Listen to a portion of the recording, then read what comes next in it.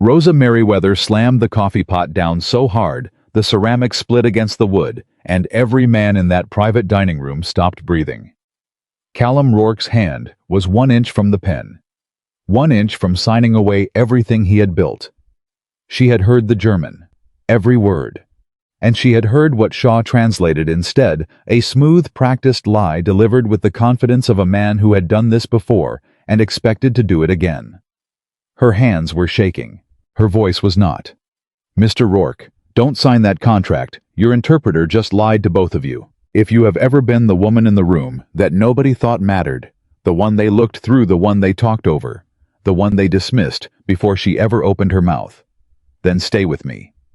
Because what happens next in that dining room is something none of those men ever forgot." Subscribe to this channel right now. Drop a comment telling me what city you're watching from, and follow this story all the way to the end. You are going to want to see how this finishes. The Frontier House Hotel had a way of reminding Rosa Merriweather exactly where she stood in the world, and it didn't need to be cruel about it. Elegant establishments rarely did. They communicated hierarchy through architecture, through arrangement, through the careful geography of who sat and who stood, and whose name appeared in the leather guest register versus whose name appeared on a weekly payslip. Rosa's name was on a payslip. She had accepted that a long time ago. She was good at her work, genuinely good in ways that nobody who signed her payslip had ever thought to acknowledge out loud. She kept the dining room running with a quiet, unbroken precision that the head steward claimed credit for every single week without embarrassment. She remembered which guests took their coffee, black, and which ones needed cream, brought separately without being asked twice. She caught arithmetic errors in the weekly supply invoices that would have cost the hotel real money, corrected them without drawing attention to herself, and filed the amended totals without expecting thanks. She was punctual. She was careful. She was honest. She was invisible. That last part was not an accident. Rosa had learned early the way most women of her particular size and station learned early through enough painful repetitions to make the lesson permanent. That visibility was a dangerous thing when you couldn't control what people decided to see. And what people decided to see when they looked at Rosa Merriweather was a large woman. A heavy woman. A woman whose figure did not conform to what the Eastern fashion magazines suggested a woman's figure ought to be. Round face. Strong arms, full through the hips and shoulders, chestnut hair pinned practically back, plain working clothes, sensible shoes. The kind of woman that certain men in certain rooms looked through the way they looked through furniture, noting the presence, registering the function, seeing nothing further. What they didn't see was the 12-year-old girl bent over German livestock invoices at her father's kitchen table at 10 o'clock at night. Lamplight pooling yellow on the pages. Her father's voice, patient and precise, beside her ear. "Read it again, Rosa. The first reading is for vocabulary. The second reading is for structure. The third reading is for what they're not saying." What they didn't see was 15 years of commercial correspondence. Cattle contracts, freight invoices, banking agreements, legal letters processed in English and German and workable French for immigrant merchants who couldn't afford a proper professional and trusted her father's reputation and later her own.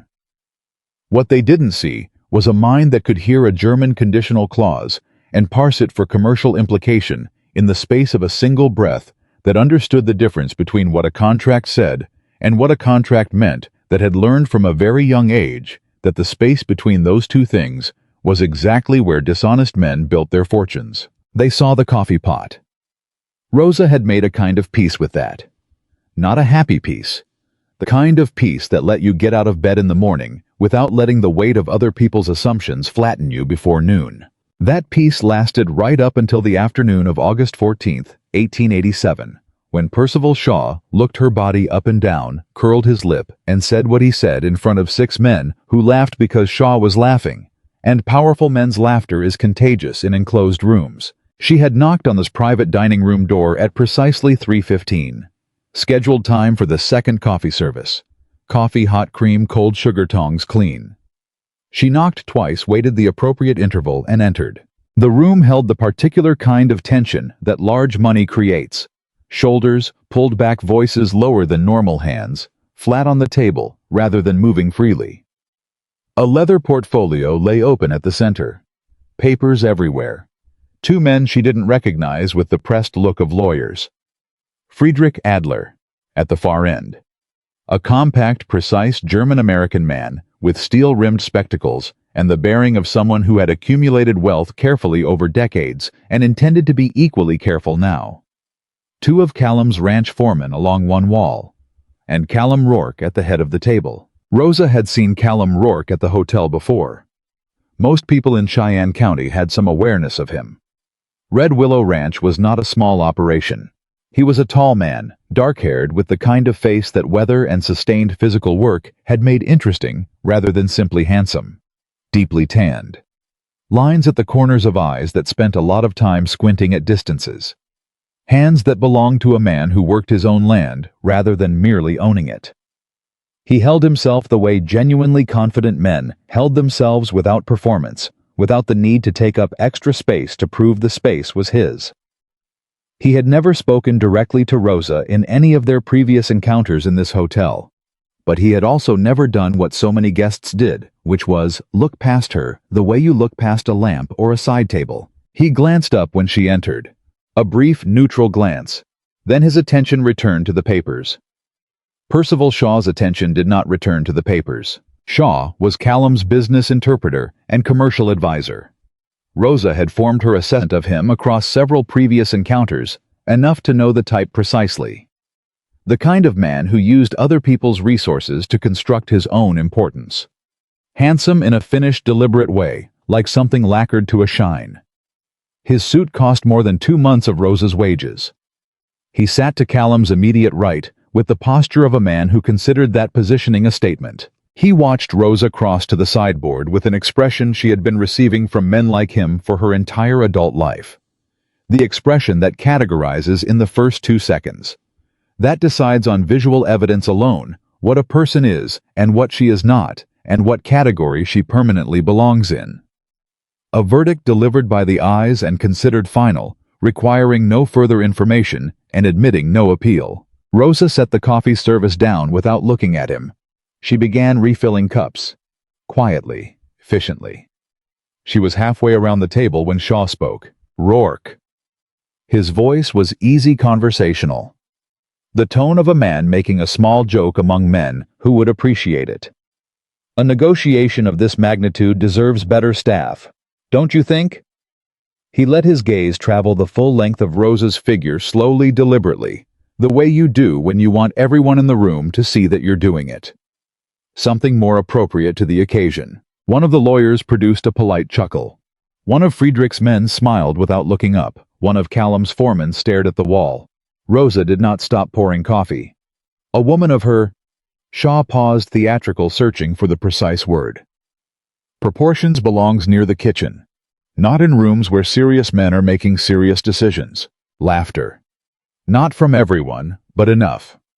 The particular social laughter of men who don't find something genuinely funny, but recognize that the powerful man in the room has made a joke, and that silence in that moment costs more than they want to spend. Rosa's hands were steady. That was a learned skill, not a natural one. Hands steady, face composed, eyes down. Let it pass through you. She was almost done. 40 more seconds, and she could leave this room and not think about Percival Shaw's expression again, until it showed up in her sleep as it inevitably would. 40 more seconds. Then Friedrich Adler spoke. He spoke in German to his own representative. A rapid, quietly urgent sentence, the kind of sentence a man produces when he has understood something alarming in the middle of a conversation and cannot wait for the appropriate moment to address it. Rosa's hands went completely still, because she understood every single word. Friedrich had said, "Wenn Rourke die Wasserrechte bereits an die Eisenbahn abgetreten hat, gibt es keine Ranch mehr, in die wir investieren könnten." If Rourke has already surrendered the water rights to the railroad, there is no ranch left for us to invest in. Rosa stood with the coffee pot in her hand and let the sentence settle into her understanding the way cold water settles into dry ground. Then she did what her father had trained her to do. She parsed it once for vocabulary, once for grammatical structure, once for commercial implication. She parsed it 3 times. The meaning did not change. She looked at Shaw. Shaw had heard it. Of course he had. He was the interpreter. Translating Friedrich Adler's statements was his only reason for being in this room. Rosa watched his face and identified the exact moment she would later describe to Callum as the moment she knew a microscopic pause, an infinitesimal internal adjustment, the nearly invisible recalculation of a man selecting which version of the truth he intended to produce. Shaw turned toward Callum. "Mr. Adler says," he announced in the smooth, unhurried register of a man who has rehearsed this, "that the water provisions are completely satisfactory to the German party." The cold moved through Rosa's chest like a hand reaching in. That was not mistranslation. Mistranslation was when an unfamiliar idiom produced an imprecise English equivalent. Mistranslation was what happened when regional German dialect encountered a translator with an insufficient vocabulary. What Shaw had just done, taking a sentence about surrendered water rights and a destroyed investment and producing completely satisfactory, was not a mistake. It was a performance. Executed with precision, delivered without hesitation, in a room full of men who had no reason to question him. She stood there. She thought about the payslip. She thought about the 7 years of hiring managers who had made their decision before she finished her first sentence. She thought about what it had cost her in patience, in endurance, in swallowed pride, to hold this job in this hotel without incident. Then Callum's hand moved toward the pen. Rosa put the coffee pot down. The ceramic cracked against the table's edge, sharper than she intended, a sound like a small gunshot in a quiet room, and every man in that dining room turned to look at her and Rosa Merriweather, who had spent her entire life perfecting the art of invisibility, stood in the sudden silence and spoke. "Mr. Rourke, don't sign that contract." 4 words, normal volume. The room was quiet enough that she didn't need more. Every man stared at her. Shaw recovered in under 2 seconds. That was his gift, the speed of his recovery. He rearranged his face into something between amusement and practiced contempt, and said in the tone adults use with children who have wandered into formal proceedings, "Well, it appears our dining room girl has opinions about international commercial agreements." "Rosa." The head steward's voice from the doorway she hadn't noticed him appear in. "Rosa, that's enough. Please finish the, 'Your interpreter just lied to you.'" She was not looking at the steward. She was looking at Callum, only at Callum, because he was the only person in this room who mattered right now, and she had approximately 15 seconds before she lost the floor entirely. "He lied to both of you." The second silence was different from the first. The first had been surprise. This one was calculation men, measuring the situation, weighing her against the room, deciding what category of problem she was and what it would require to resolve her. Shaw laughed, a rich dismissive sound with practice behind it. "She has misunderstood something which is entirely understandable, given that she carries dishes for a living, and she has embarrassed herself in front of," Mr. Adler said. Rosa turned toward Friedrich Adler. She said it in German, first exactly his words, exactly his inflection, precisely reproduced. She watched his face. She watched the astonishment move across it like a fast storm across flat country, open and unmistakable and impossible to misread. Friedrich Adler removed his spectacles. He set them on the table with extreme care. He looked at Rosa with the expression of a man who has been sitting in a burning building for several minutes without knowing it was on fire, and has just been handed that information by the one person who noticed the smoke. "This," he said in careful accented English, each word deliberate, "is exactly what I said. Not a question. Not an approximation. Exactly what I said." The room held its breath. Down the hallway, somewhere in the main hotel, a door closed. The sound drifted through the walls and died. Nobody at the table moved. Callum Rourke set the pen down. He had not signed. His hand had been inches from that paper, and he had set the pen down, and he was looking at Rosa with an expression she had not encountered from a man like him in a room like this. Not embarrassment at the interruption. Not the managed tolerance of a man handling an awkward social situation. He was looking at her the way a man looks when the ground beneath him has just shifted, and he is recalculating everything quickly, seriously, without wasted motion. "Shaw." Callum's voice was quiet, controlled. the kind of quiet that has nothing to do with softness. Step back from the table. Callum, this is absurd. The woman clearly. Step back. Shaw stepped back. Callum looked at Rosa. He looked at her directly, not the preliminary assessment of her figure, not the social calibration that usually preceded any genuine attention a man like him paid to a woman in her position. He looked at her face, her eyes. "Can you translate everything that's been said in German in this room this afternoon?" he said. "Yes," Rosa said. "Everything." Callum reached to his left and pulled out a chair. It was the chair his legal advisor had vacated 20 minutes earlier to retrieve documents from the adjoining room. An empty chair at a table full of powerful men, a chair that had belonged to a man with credentials, a man whose right to occupy that space nobody had questioned for a single second. "Sit down," Callum said. An audible breath somewhere around the table. Rosa looked at the chair. She looked at the documents spread across the table, and the men positioned around them, and the leather portfolio at the center, with Callum's unsigned name waiting at the bottom of the last page. She pulled her apron off, folded it over her arm, sat down. Shaw made a sound that wasn't a word. One of the lawyers examined the ceiling. Friedrich Adler watched Rosa with an expression that might, she thought, have been approval. "Miss," Callum began. "Merriweather," she said. "Rosalie Merriweather." He said her name back to her like a man who intended to remember it. "Miss Merriweather, I need you to start from the beginning. Every German phrase spoken in this room today. Take whatever time you need." "I'll need paper," Rosa said. "And something to write with. I make notes as I translate. It's how I maintain accuracy." Callum nodded at the nearest foreman who left and returned inside of 90 seconds with a writing pad and 2 sharpened pencils and set them in front of Rosa without a word, with the focused efficiency of a man who understood that this had just become the most important task in the room. Rosa picked up a pencil. She started from the beginning. She moved through the afternoon's German chronologically, every phrase Friedrich had spoken since entering the room, every exchange with his representatives, every aside, every clarification. She provided accurate English equivalents, and where the commercial implications required it, a brief explanatory note. Precise. Methodical. The way her father had taught her.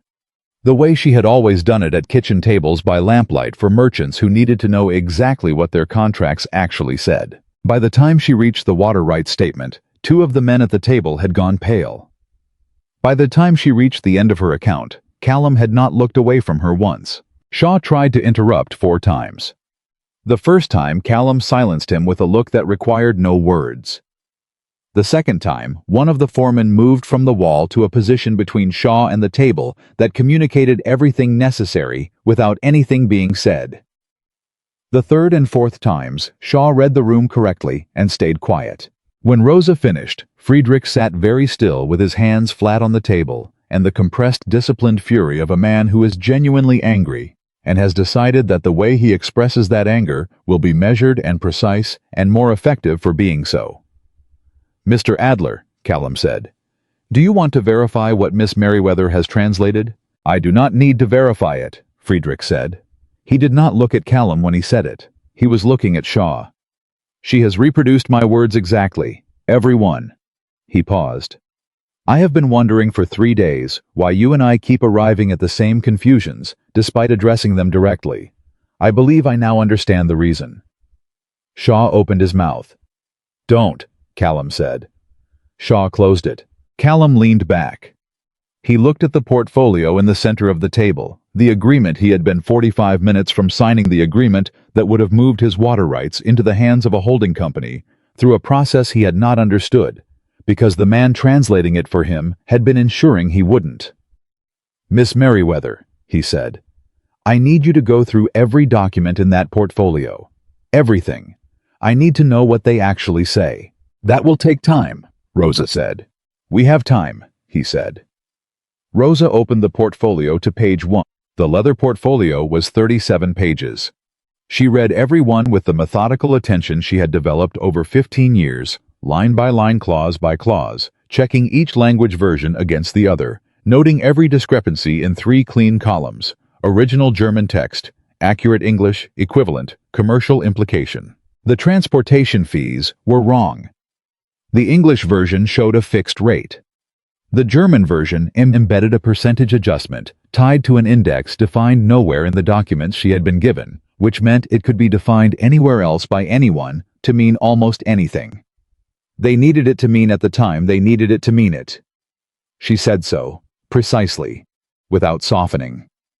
Callum said something under his breath and then apologized immediately. "Don't," Rosa said. "It warranted it." Something shifted in his expression. A small thing. But she noticed it. She moved to the winter feed obligations. The German version contained an entire clause absent from the English version entirely. A requirement that Red Willow Ranch supply additional feedstock to a transportation subsidiary during what the German document called periods of corridor establishment. She had to read it twice and diagram it on the writing pad before she was satisfied she could explain it clearly enough for Callum to understand its full practical meaning. He understood. The color left his face when he did. Friedrich was making his own parallel notes now, his German accounting, running alongside Rosa's English one, two independent records being constructed simultaneously at the same table that would prove extremely difficult for anyone to credibly challenge later. She moved to the grazing boundaries. Found an acreage discrepancy that would in practice exclude a section of Red Willow land from partnership protections while still holding it under partnership obligations.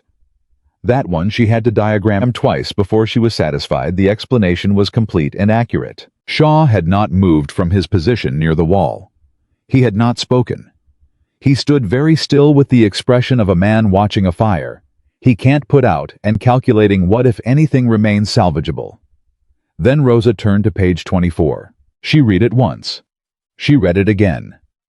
She sat with the page longer than she had sat with any other in the portfolio, because what she was reading required absolute certainty before she named it out loud, because if she was right about what she was reading, this was not about discrepancies or drafting inconsistencies or the commercial inexactitudes of imprecise translation. This was deliberate fraud. Page 24 contained a clause written in German, granting a company called the Western Continental Holdings Corporation authority to assume operational control of all water access along Red Willow Ranch's eastern boundary, in the event the ranch failed to make any single scheduled partnership payment within a 30-day window. The German was careful and layered the kind of language designed to look like standard financial protection on a first reading designed to read as boilerplate to anyone who trusted the man translating it for them. It was not boilerplate, because Western Continental Holdings Corporation was not Friedrich Adler's company. Rosa had been listening carefully enough across 3 hours to know every name associated with Friedrich's business entities. They were all present in the English documents, clearly identified, fully named. Western Continental Holdings Corporation appeared in none of them. "Mr. Rourke," Rosa said. He looked at her immediately.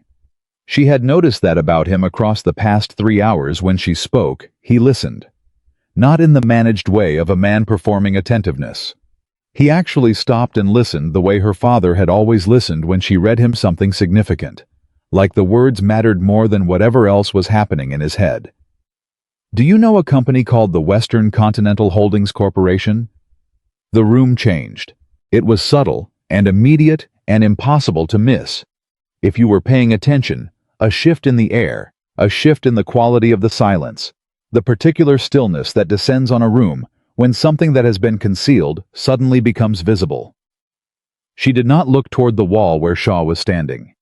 She kept her eyes on Callum. His expression had gone very still. "Where did you read that?" "Page 24, Rosa said. "The German version only. The corresponding English page describes the same clause, but replaces the specific company name with the phrase, 'the partnership's financial trustee.' The German text names them directly. Western Continental Holdings Corporation." Friedrich's voice in German was short and sharp.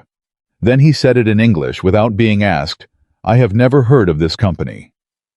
Nobody was looking at the documents anymore. Every man in the room was looking at Shaw. Shaw had gone the particular still of a man whose calculations have just reached a result he doesn't like. The surface of him, the lacquered finish, the practiced ease had developed a hairline crack. Nothing dramatic, but Rosa could see it the way you can see a crack in plaster that isn't wide enough yet to let in light, but is wide enough to tell you the wall is moving. Shaw. Callum stood.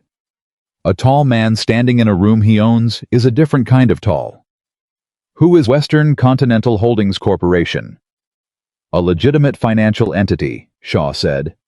The ease in his voice was still present, but had thinned like ice in late February. Still there, still covering the surface, but changed in character in ways that matter. Standard investor protection in arrangements of this. Whose entity? Not a question.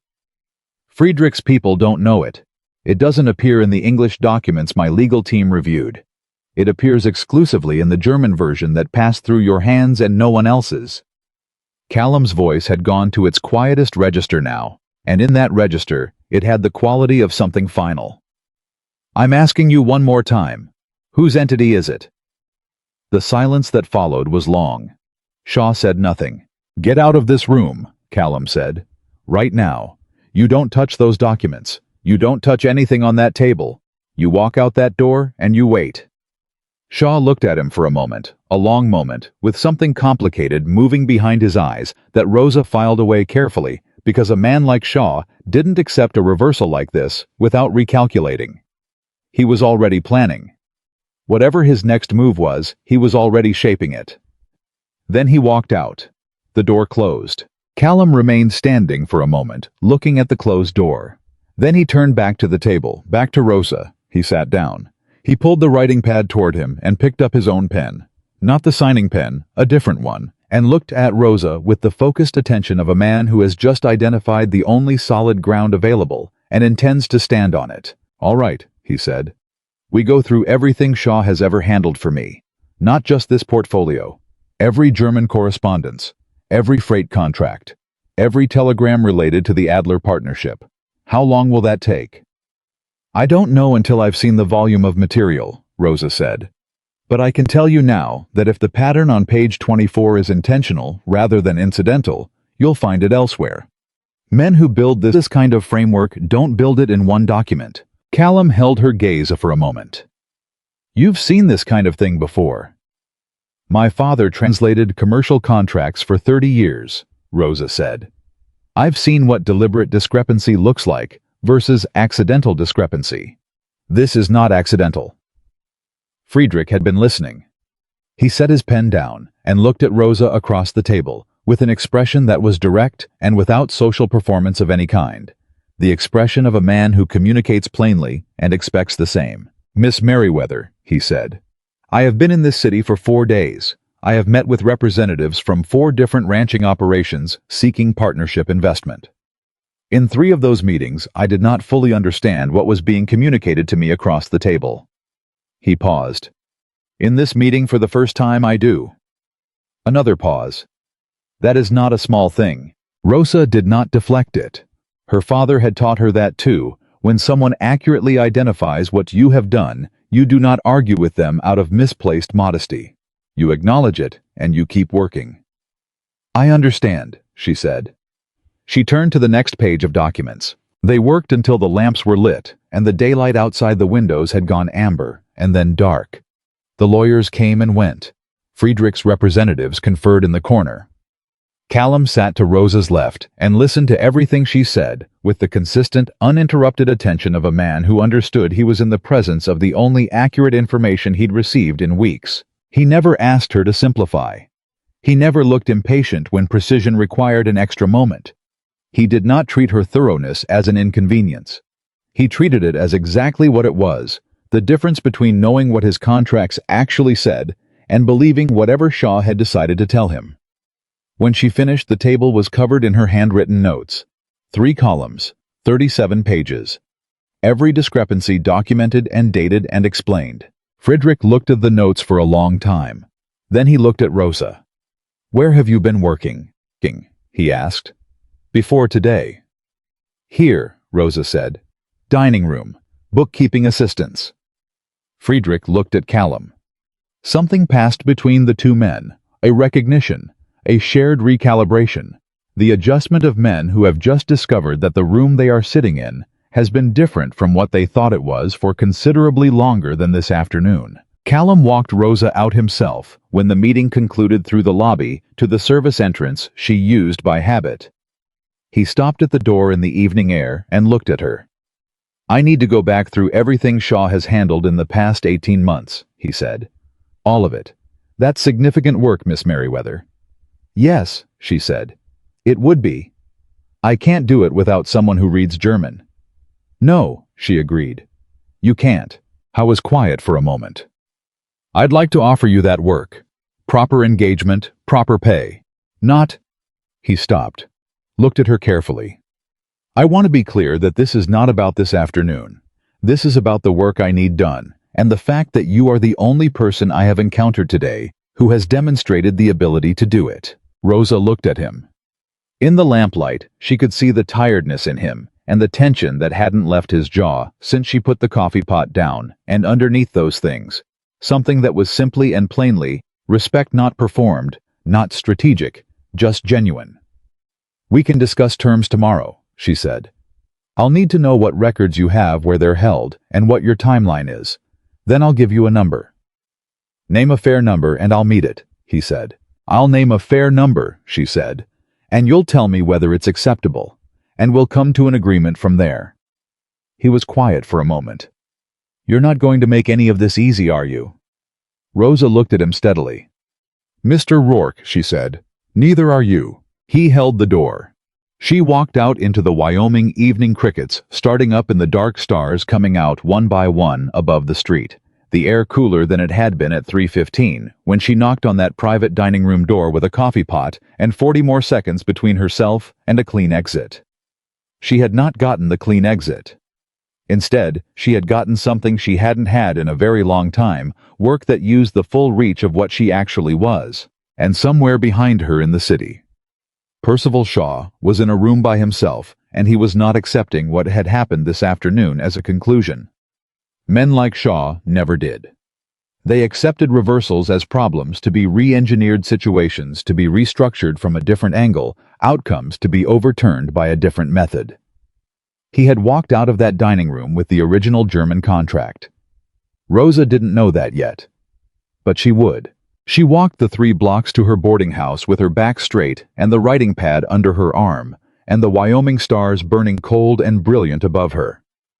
Her position at the Frontier House was almost certainly not what it had been this morning. The head steward's expression when she finally emerged had communicated that clearly enough. She would deal with that when she had to. Right now she had documented evidence a meeting tomorrow morning, and the particular exhausted clarity of a person who has done something irreversible, and knows without being able to fully articulate why, that the irreversibility was the point. She had walked into that room carrying coffee. She had walked out carrying the only honest record of what had been said in it. And Shaw still had the original German contract, which meant this was nowhere near finished. Shaw took the original German contract when he left that room. Rosa didn't find out until the next morning. She arrived at Red Willow Ranch's Cheyenne office at 8 o'clock sharp, writing pad under her arm, dressed in the best clothes she owned, which were not impressive by any standard the men in that building would apply, but were clean and pressed, and hers.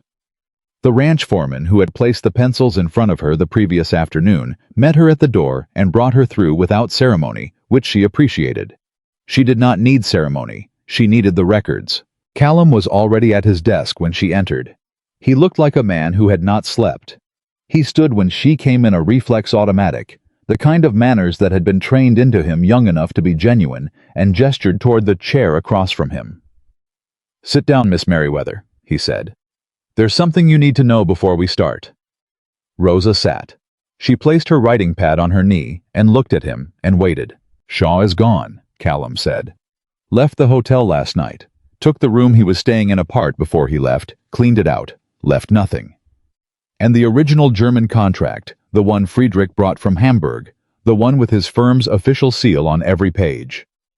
He stopped. His jaw worked once. "Shaw had it in his portfolio. He took it with him." Rosa was quiet for a moment. "Does Friedrich know? I sent word this morning. He's coming here at 10. Callum looked at her. "Without that document, we have no baseline to compare against what Shaw constructed. Whatever discrepancies you documented last night without the original, a sharp enough lawyer can argue your notes are interpretation, not evidence. My notes are accurate, Rosa said. I believe you, Callum said. I need a judge to believe you. She understood the distinction. She had grown up around enough commercial correspondence to know exactly how much the word of an unaccredited female hotel worker weighed against the word of a credentialed professional interpreter in a formal proceeding. She understood it without bitterness, the way you understand weather, not because you accept it as just, but because you accept it as real. Then we find another way to corroborate, she said. Shaw couldn't have built this alone. A scheme this layered two language versions, a phantom holding company, embedded in the German text, coordinated across multiple documents. He needed someone feeding him information about Red Willow Ranch's financial position. Someone who knew exactly when and how the partnership payment schedule would create vulnerability. Callum was very still. You're saying someone inside the operation. I'm saying someone with access to your financial records, Rosa said carefully. That's not necessarily inside the operation. That could be a bank, a telegraph office. Anyone who handled correspondence between you and Friedrich's representatives before Shaw translated it. Callum stood up. He moved to the filing cabinet against the far wall, a tall, heavy thing with 4 deep drawers, and pulled the top one open. Everything from the past 18 months, he said. Every German letter, every freight record, every telegraph involving the Adler negotiation. He turned to look at her. Can you tell from reading them whether they've been tampered with? I can tell whether what I'm reading matches what Friedrich would have intended to write, Rosa said. Bring them here. He brought them. A substantial stack, more than she had expected, though not more than she could handle. She had worked through larger volumes for her father on nights when a merchant's entire seasonal contract depended on a correct reading. She organized the documents by date, spread them across the desk in chronological order, and began. She read for 40 minutes without speaking. Callum sat on the other side of the desk and worked through his own papers, account books, ranch records, things that needed attention, regardless of what was happening in Cheyenne with Percival Shaw. He did not hover. He did not ask her how much longer it would take. He gave her the silence that the work required and occupied himself usefully within it, and Rosa, who was accustomed to being managed and supervised and second-guessed in everything she did, that mattered, noticed the absence of those things. The way you notice the absence of a sound you had stopped consciously registering, but which had been there all along. Then she stopped on a letter dated 4 months prior. She read it twice. 3 times. Mr. Rourke, she said. He looked up immediately. This letter. She held it toward him. In German, Friedrich is asking whether you've resolved what he calls the Eastern Water Question. He uses a specific phrase, die östliche Wasserfrage, that in German commercial correspondence of this period refers specifically to a water rights boundary dispute requiring legal resolution before a partnership can be formalized. She set it on the desk between them. The English translation Shaw provided you, do you have it? Callum opened a separate folder and found it in under a minute, which told Rosa he had organized his records carefully, which told her something about the kind of man he was. He placed it beside the German original. Rosa looked at Shaw's English version. Shaw told you Friedrich was asking whether you'd finalized the Eastern grazing arrangements, she said. Callum stared at the 2 documents. Water rights, he said, versus grazing arrangements. Yes. He asked me about the water rights 4 months ago. Callum's voice had gone very flat, the flatness of controlled anger which Rosa had come to recognize as more dangerous than volume. And I told him through Shaw that there were no water issues. Everything was settled. Because as far as I knew, everything was settled. No one had told me there was a question about it. Because Shaw didn't translate the question, Rosa said. He replaced it. The silence in the room was heavy and purposeful. He's been managing this for 4 months, Callum said. At minimum, Rosa said. Keep looking. If it started 4 months ago, it started somewhere. They went back through the correspondence together. Rosa translating aloud, and Callum cross-referencing against Shaw's written versions, building a parallel timeline of what Friedrich had actually said versus what Callum had been told Friedrich said. It was painstaking work, and it was also Rosa thought the most useful thing she had done in years. Not because the work was new to her, but because the work mattered in a way that had real stakes, real consequences, a real person sitting across from her whose future depended on getting it right. By the time Friedrich arrived at 10 o'clock, they had identified 7 separate instances of deliberate mistranslation across 4 months of correspondence.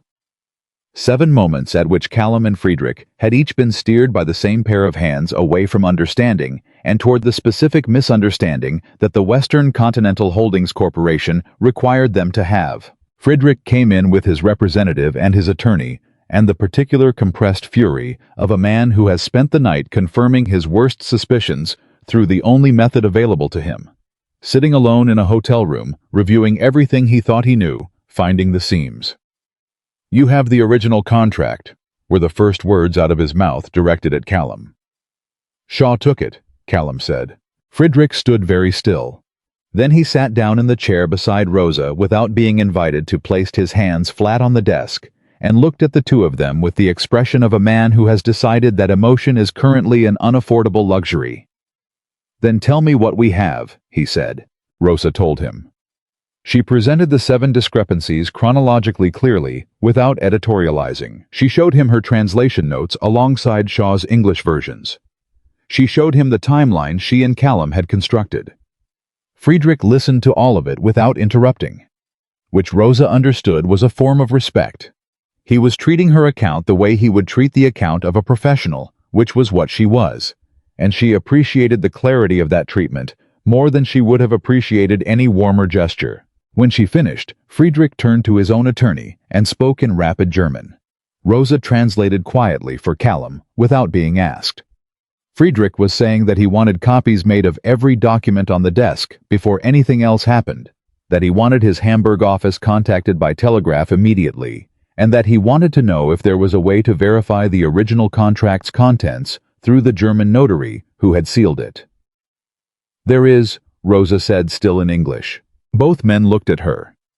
"German commercial documents sealed by a registered notary are recorded in the notary's ledger at the time of sealing," she said. "Every page summarized. The ledger is the notary's legal record independent of whatever physical document the parties carry. If Friedrich's Hamburg notary sealed that contract, there is a corresponding ledger entry in Hamburg that describes its contents." She looked at Friedrich. "Is the notary still in business?" Friedrich looked at his attorney. His attorney nodded. "Then the original contract still exists," Rosa said. Shaw took the copy Friedrich brought to Wyoming. The legal record of what that document contains is sitting in a ledger in Hamburg. The air in the room changed. Rosa felt it a shift from the heavy contained desperation of men facing a problem they can't solve to something that still carried weight, but had acquired for the first time direction. "How long would it take to get a certified copy from Hamburg?" Callum asked. "Weeks by post," Friedrich said. "But I have a business associate in New York who maintains contacts with German commercial law offices. If I telegraph today—" He looked at his attorney. A rapid exchange in German. Then back to Callum. 10 days, perhaps 12. "Shaw will move before that," Callum said.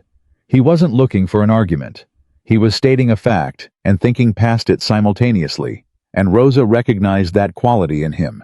The ability to identify a bad reality clearly and then proceed without drama toward what could be done within it. "Then we need to understand where Shaw is going and what he plans to do when he gets there," Rosa said. "He took the contract because it's the only document that ties the Western Continental Holdings Corporation to this negotiation. Without it, the syndicate's involvement is harder to prove, which means they're going to try to get ahead of this." Callum looked at her. "What does that mean for you?" "What do you mean?" "It means," he said carefully, "that yesterday you were a hotel attendant who overheard a business conversation and spoke up. Today, you're the person who documented a fraud. Those are different things to be from the syndicate's perspective." He held her gaze. "I want to know if you understand that." Rosa understood it. She had understood it since she put the coffee pot down.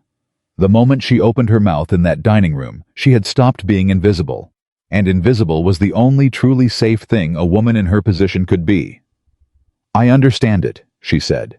And "And I'm still sitting here," she said. Something moved across his face too quick to fully read, but she caught the shape of it. Not pity. Not admiration exactly. Something quieter and more serious than both. He nodded once, accepting her answer, the way he accepted everything she said completely, without qualification. "Then we work fast," he said. They worked fast. Rosa spent the rest of the morning going through freight records, while Callum and Friedrich's attorney began drafting a formal complaint to the territorial court, documenting the evidence of fraud. Friedrich telegraphed his New York associate. The ranch accountant was brought in and given Rosa's 7-discrepancy timeline to cross-reference against the ranch's own financial records, looking for the moments, the specific dates, when decisions had been made on the basis of what Shaw had told Callum Friedrich wanted and what those decisions had cost. The accountant came back inside 2 hours with a number. He put it on the desk in front of Callum. Callum looked at it for a long moment without speaking. Then he said quietly, he redirected every favorable concession Friedrich offered. Every time Friedrich made an adjustment that would have helped the ranch financially, Shaw told me Friedrich was demanding something else instead. "Yes," Rosa said. "So Friedrich thinks I rejected his concessions, and I think Friedrich never offered them." "Which means," Friedrich said from the corner where he had been reviewing his own documents, "that we have spent 4 months being taught to distrust each other." He looked at Callum directly. "Whatever disagreements this negotiation appeared to produce between us, I did not initiate them." "Neither did I," Callum said. The two men looked at each other across the room, across 4 months of manufactured suspicion, across the careful patient work of a man who had been paid to ensure they never actually understood each other. "Then perhaps," Friedrich said, "we should start over." "We should," Callum said, "but not until we've dealt with Shaw." That afternoon a telegram arrived. It came to the ranch office addressed to Callum, but the name at the bottom was not Shaw's. It was from a law firm in Cheyenne that Rosa had never heard of, and it stated in the formal language of legal correspondence that their client, the Western Continental Railroad Syndicate, wished to notify Mr. Rourke that documents had come to light, indicating that Mr. Rourke himself had been the architect of the fraudulent partnership terms, and that unless Mr. Rourke wished to face formal charges of commercial fraud before the territorial court, he would agree within 48 hours to transfer the water rights to Willow Creek to the syndicate in exchange for a release of all claims. Callum read it twice. He handed it to Rosa. She read it once. "They're moving," she said. 48 hours, he said. "They want this resolved before the Hamburg ledger can be retrieved," she said. "Before Friedrich's attorney can file anything. Before anyone can produce independent corroboration." She set the telegram on the desk. "The documents they say have come to light, they're forgeries. They have to be. Shaw left with the contract, not with anything that connects you to the fraud. To implicate you, they'd need documents that don't exist." "They need documents that don't exist yet," Callum said. Rosa understood what he meant. A man like Shaw, working for an organization with sufficient resources and sufficient motive, could produce documents that appeared to predate the events they described. Letters, contracts, correspondence. In a world where every commercial document was handwritten, and the only authentication method was comparison against other handwritten documents. Forgery was not impossible. It was not even particularly difficult if you knew what you were doing and had access to the right materials. "He's going to try to reframe everything that happened in that dining room," Rosa said. "Make it look like you engineered the conflict between yourself and Friedrich. He'll need witnesses who will support that account." She thought for a moment. "The other men in that room yesterday, how well do you know them?" "My foremen are solid," Callum said. "Friedrich's people are Friedrich's people. The lawyers," he paused. "The lawyers were retained by Shaw for the negotiation. He brought them in. I didn't choose them." Rosa looked at him. You need your own legal representation, independent of anyone Shaw had any contact with, today." "I know a man in Cheyenne," Callum said. "Marcus Webb. He's represented ranchers in water rights cases before. Good man, honest." He was already standing. "I'll go myself." "Take Friedrich," Rosa said. "You need Friedrich in that meeting. Whatever legal strategy you build, it has to account for the German records, and Friedrich is the only one who can speak to those independently of my translation." Callum stopped, looked at her. "You're right," he said in the simple, direct way of a man who acknowledges a correct call without needing to make a production of it. "Can you stay here with the records? I need someone I trust with those documents." The sentence landed quietly, and Rosa let it land, because the word trust in that context from that man was not a small word, and she was not going to pretend it was. "Go," she said. "I'll be here." Hai and Friedrich left together. Rosa remained at the desk with the ranch accountant and a substantial pile of correspondence, and the specific, focused calm she always found in difficult work. The settling of the mind that came from having something precise and necessary to do, and the ability to do it. She spent the next 2 hours cross-referencing freight records against the timeline she and Callum had built that morning, looking for the financial architecture beneath Shaw's linguistic architecture. Where the mistranslations had redirected the negotiation, the freight records should show the corresponding financial effect: money moved at the wrong time. Shipments rerouted, costs attributed to the wrong party. The paper trail of a fraud was always embedded in the financial records if you knew where the pressure points were and what to look for around them. She found the first one inside 20 minutes. A freight invoice from March charged to Red Willow Ranch for a cattle shipment that, according to the German correspondence, Friedrich had agreed to absorb as a good faith gesture early in the partnership discussions. Shaw had told Cam that Friedrich had retracted the offer. Friedrich had never retracted it. The invoice had been charged to the ranch. The money had left the ranch account, and it had been attributed in the books to what Shaw described as German party revision of transport terms. Rosa set that aside and kept looking. She found 3 more in the next hour. 4 instances of costs that Friedrich had agreed to carry being silently transferred to Red Willow Ranch through invoice adjustments that individually were the kind of thing a busy rancher would sign off on without scrutinizing the underlying negotiation records. Individually, they were noise. Together, they were a pattern. Together, they showed a ranch being systematically weakened, not dramatically, not in ways that would trigger alarm, but steadily, incrementally. The way a man who knows what he's doing applies pressure. She was calculating the total when the ranch foreman knocked and opened the door. He said, "Miss Merriweather, there's a man asking for you at the front." Rosa looked up. "Who?" The foreman looked uncomfortable in the specific way of a man who doesn't want to be the one delivering bad news. "He says he's from the Western Continental Railroad Syndicate, ma'am. He says he has a message for you personally." Rosa was quiet for a moment. She looked at the documents spread across the desk. She thought about what Callum had said that morning, that being the person who documented the fraud was different from being the person who overheard a conversation. That those were different things to be. She closed the folder in front of her. "Tell him I'll be out in a moment," she said. She took the time she needed. She organized the documents into a specific order, wrote a clear note on the top page describing what each stack contained and what she had found in it, and placed it where the accountant would see it immediately. Then she straightened her dress, picked up her writing pad, and walked to the front of the office. The man waiting for her was not Shaw. He was younger than Shaw, with the pressed, unremarkable appearance of a professional messenger or a junior legal clerk. Someone whose job was to deliver things and be forgotten. He held an envelope, which he extended toward Rosa when she appeared. "Miss Merriweather," he said, "from the Western Continental Railroad Syndicate." Rosa took the envelope. She did not open it in front of him. "Is there a reply expected?" "No, ma'am." "Then you can go," she said. He went. She stood in the front room of the ranch office and opened the envelope and read what was inside.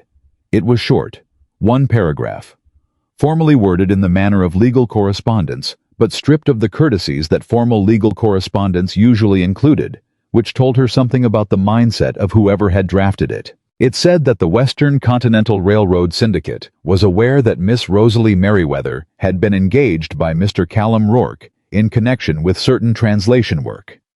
It said that Miss Merriweather's continued involvement in this matter was not in her best interests. It said that Miss Merriweather, as a private citizen without legal credentials, without official standing, and without the professional protections afforded to licensed practitioners, was exposing herself to significant personal liability if her translation work was found to have materially influenced the outcome of a formal commercial dispute. It said that the syndicate wished to offer Miss Merriweather the opportunity to withdraw from this engagement without consequence. She read it twice. Then she folded it carefully, placed it in her writing pad, went back to the desk, sat down, and continued working. Because that letter was not a legal document. It was a threat dressed in legal language, and there was an important difference between those two things. And Rosa Merriweather, who had spent 15 years learning to read the difference between what a document said and what it meant, was not going to confuse them now. By the time Callum and Friedrich returned from Marcus Webb's office at 4 o'clock, she had identified 9 separate financial discrepancies across 18 months of ranch accounts.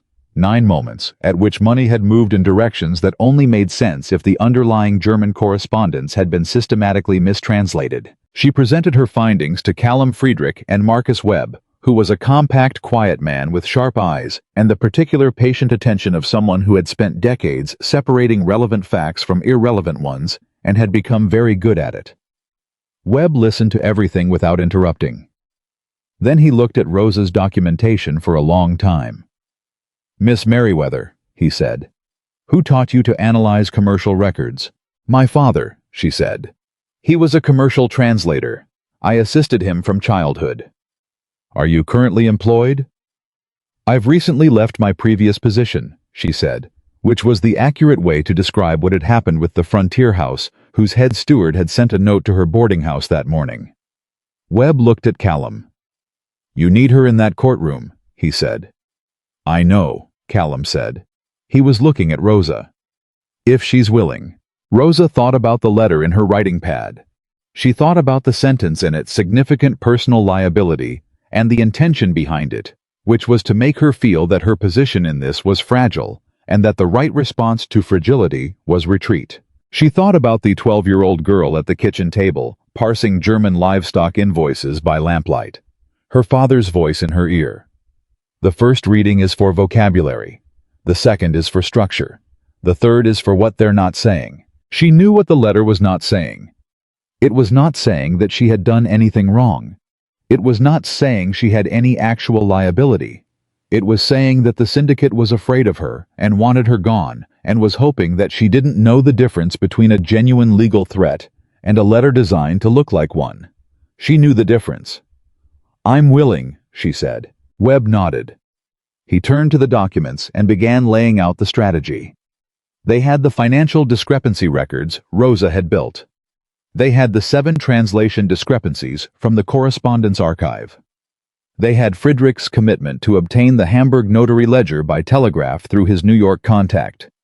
They had the telegram from the syndicate's law firm, which was itself evidence that the syndicate had been aware of Shaw's activities and had chosen to escalate rather than distance themselves from him.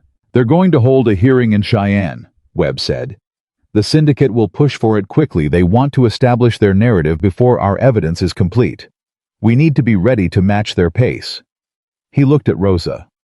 "Your presence at that hearing and your testimony about what you heard and translated is going to be the center of this.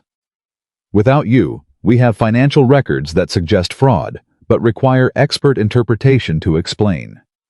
With you, we have a witness who was in the room, who has documented expertise in commercial German translation, and who can walk a judge through exactly what was said and what was hidden." "Shaw will attack her credibility," Callum said. "Shaw will try," Webb said. "He'll argue she's not credentialed, that she misunderstood the language, that she has a financial interest in the outcome because she's now employed by one of the parties." He looked at Rosa directly. "He's going to make it about who you are rather than what you know. Are you prepared for that?" Rosa had been prepared for that since she was old enough to understand that certain rooms would always try to make her fight for the right to speak before they would listen to what she said. "Yes," she said. "Good," Webb said. He began making notes. "Then we have work to do." Outside the office, the Wyoming afternoon moved through its hours the way Wyoming afternoons did, wide and hot and indifferent to the human urgencies unfolding beneath the sky. Somewhere in Cheyenne, Percival Shaw was in a room with the syndicate's lawyers, constructing the version of events that would be presented at a hearing designed to take everything Callum Rourke had built and transfer it to men who had decided they wanted it. Inside the office, Rosa Merriweather was building something they hadn't counted on. They had assumed she would read the letter and disappear. They had assumed that a woman in her position, unaccredited, unsupported with no professional standing, and no institutional backing, would understand her own vulnerability clearly enough to make the rational choice. They had made the same mistake Shaw had made. They had looked at her and seen only what she appeared to be. They had not looked at what she was carrying. The hearing was set for 10 days out. Webb got this notification the morning after their first strategy meeting, a formal summons from the territorial court requested by the Western Continental Railroad Syndicate's legal representatives, scheduling a commercial fraud hearing that listed Callum Rourke as the primary subject of investigation. Not Shaw. Not the syndicate. Callum. Rosa read the summons twice when Webb passed it across the desk. The language was precise and deliberate in the way of documents written by men who understood exactly what they were doing. The syndicate had moved faster than any of them had anticipated, which told her something important: they were not confident. Confident men didn't rush. Men who knew their position was solid waited for the other side to exhaust themselves. Men who rushed did it because they understood that time was working against them and they needed the verdict before the evidence arrived. "They know about the Hamburg ledger," Rosa said. Webb looked at her. "What makes you say that?" 10 days, she said. Friedrich's contact said 10 to 12 days for a certified copy from Hamburg. This hearing is scheduled for exactly 10 days from today. They want a verdict before that document can be entered into evidence. Webb was quiet for a moment. Then he looked at Friedrich. "Who did you telegraph in New York?" "A business associate," Friedrich said. "A man I have worked with for 15 years. I trust him completely." "His telegraph office," Webb said. "Who else has access to messages sent and received through his office?" Friedrich's expression shifted. Not dramatically. But Rosa caught it, the particular stillness of a man who has just understood that a channel he considered private may not have been. "We need to move the Hamburg request through a different contact," Rosa said. "Someone the syndicate doesn't know to watch." "I have a second associate," Friedrich said. "In Baltimore. No connection to New York, no connection to Wyoming." He was already standing. "I'll go to the telegraph office myself, today." "Don't use your own name on the message," Webb said. Friedrich looked at him. A flash of pride quickly managed. "I am not unacquainted with caution, Mr. Webb." He left within the hour. That left 9 days. 9 days to build a case strong enough to withstand whatever Shaw and the syndicate's lawyers had been constructing since the afternoon. He walked out of that private dining room with the original contract under his arm. Rosa worked. She worked the way she had always worked when the stakes were real, methodically, without wasted motion, keeping the larger structure of what she was building clearly in front of her, so that each individual task connected to it. She went back through the freight records and the correspondence archive, and built a master timeline covering 18 months, every document cross-referenced and annotated in her 3-column format. Every discrepancy dated and described and linked to its financial consequence. Callum worked beside her, not over her shoulder, not supervising. He worked at the other end of the same desk, managing the ranch business that couldn't stop simply because his future was under legal threat. And when Rosa needed to ask him something about a specific decision or a specific date, she asked, and he answered directly and completely, and without making her feel that the question was inconvenient. On the 3rd day, Webb came in with news that altered everything. He sat down across from both of them, placed a single sheet of paper on the desk, and said, "Shaw has a witness." Rosa and Callum both looked at the paper. "A man named Gerald Purcell," Webb said. "He's listed as a commercial attorney formerly employed by a Denver trading company. He's prepared to testify that he was present at a private meeting between Callum Rourke and a representative of the Western Continental Holdings Corporation 3 months ago, at which Callum agreed to the water rights transfer in exchange for the corporation absorbing Red Willow Ranch's existing debt." Callum's expression went very still. "I have never met anyone from that corporation. I didn't know that corporation existed until Rosa found it on page 24. "I know," Webb said. "Then Purcell is lying," Callum said. "Yes," Webb said. "The question is whether we can prove it." He looked at his notes. Purcell is credentialed. He has a history with the Denver Trading Company that will check out on the surface. He'll present well. And the syndicate's lawyers are going to put him on the stand before they put Shaw on, which means by the time anyone questions Shaw's credibility, Purcell will have already established a framework that makes Callum look like the architect of the whole scheme. Rosa had been listening to all of this with the specific focused attention she gave to documents that required her to understand not just what they said, but what they were designed to make someone believe. "What does Purcell gain from this?" she said. Webb looked at her. "What do you mean? A professional man, a credentialed attorney, agrees to commit perjury in a territorial court proceeding. That's not a small thing. Whatever the syndicate is paying him, it has to be worth the risk of being caught." She thought for a moment. "Which means Purcell believes the risk of being caught is low. He believes the case against Callum is going to hold, which means he believes the syndicate's evidence is strong enough to make his testimony look credible rather than contested. Or," Callum said quietly, "he believes that whatever evidence contradicts him is going to be discredited before it matters." The room went very still. Rosa understood what he meant 1 second before he said it. "They're going to go after you," Callum said. He was looking at her directly. "Not just your testimony, you personally.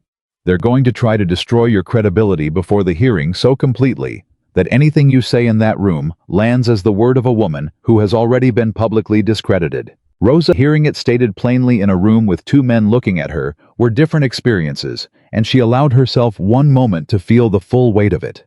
The specific exhaustion of a woman who has spent her life fighting to be heard, and finds herself once again in a situation where the primary strategy of her opponents is to ensure she isn't. 1 moment.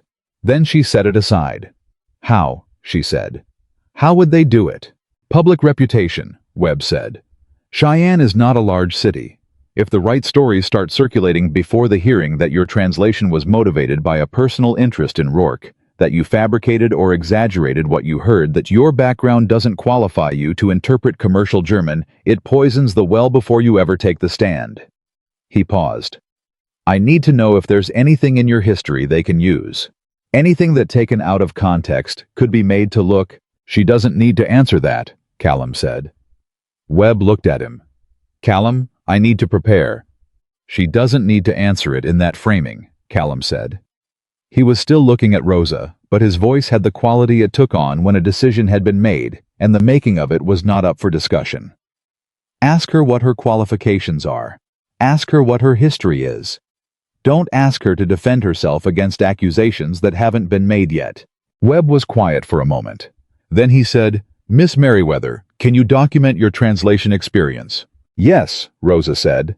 "I have correspondence from 12 of my father's clients written to him over 15 years that references my contribution to the translation work. I have 3 merchants currently operating in Cheyenne who employed my father's services and can speak to my work directly. And I have—" She paused, because what she was about to say was true and relevant, and she had not mentioned it to anyone in this room before now. "I have a published translation. A German commercial law handbook translated into English in 1881 for a publishing house in St. Louis. My name is on the title page." Both men looked at her. "You're published," Webb said. "The publishing house was small," Rosa said. "The handbook was not widely distributed. But the publication exists with my name attached, and the work is accurate, and anyone who examines it against the original German can verify that accuracy independently."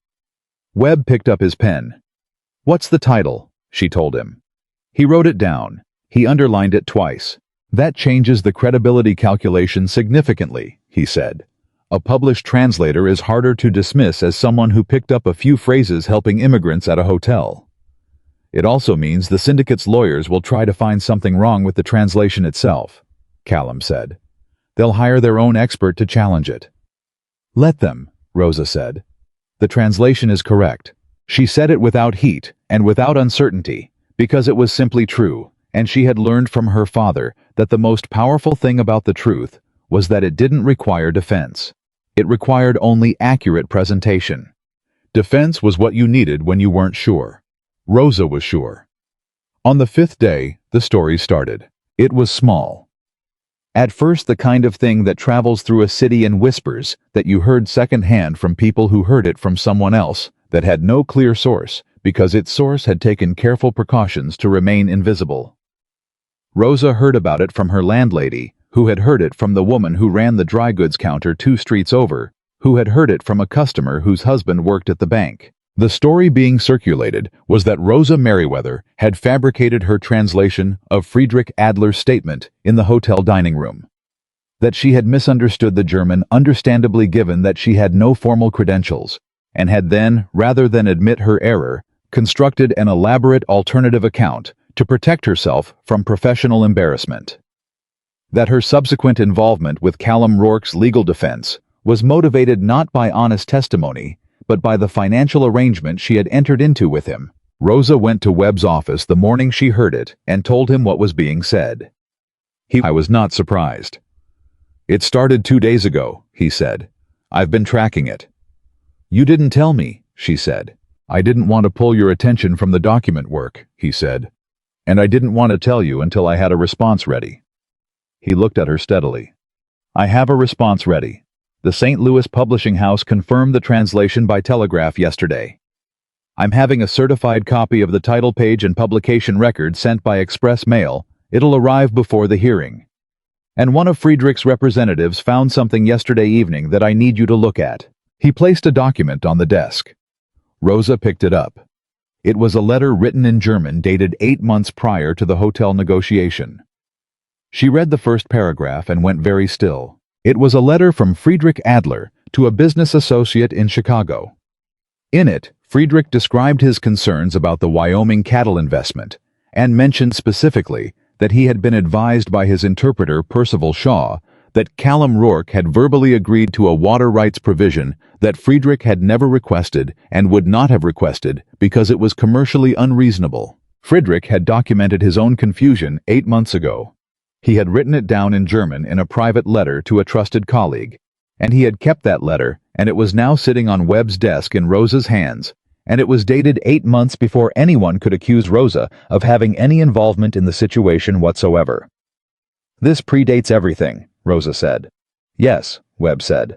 "Friedrich's confusion about the water rights isn't something Shaw created in the final negotiation. He built it in from the beginning. 8 months ago, Friedrich was already being told Callum had agreed to things Callum hadn't agreed to." Friedrich found 2 more letters, Webb said.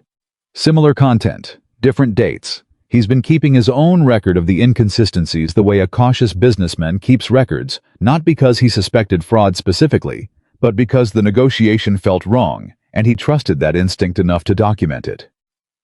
Rosa set the letter down carefully. She looked at Webb. Friedrich never trusted Shaw. He trusted him enough to keep using him, Webb said. But he was careful enough to write things down. He almost smiled. Fortunately for us. On the 7th day, something happened that none of them had planned for. A woman came to Webb's office. She arrived in the late afternoon unannounced and asked for Miss Merriweather by name. The clerk at the front showed her in, and Rosa looked up from the correspondence she was cross-referencing and saw a woman in her mid-40s well-dressed, composed with the specific bearing of someone who had made a difficult decision and had arrived at the point of acting on it before she could change her mind. "Miss Merriweather," the woman said. "My name is Catherine Voss. My husband manages the telegraph office on 2nd Street. She stopped. She looked at Rosa with an expression that mixed resolution and discomfort in the proportions of a woman who is about to say something she knows will cost her. "He received a message 3 weeks ago, before any of this became public. A message that came through on the Western Continental Railroad Syndicate's account directed to Percival Shaw." Rosa set down her pen. "Mrs. Voss," she said carefully, "please sit down." Catherine Voss sat. She folded her hands in her lap with the neatness of someone who has organized themselves against nervousness. The message instructed Shaw to ensure that the German documents contained specific provisions regarding Willow Creek. It specified the clause, the one giving the holding corporation control of the water access. She looked at Rosa directly. "My husband wrote it out by hand the way he does with all the messages that come through. He keeps a record. He always has.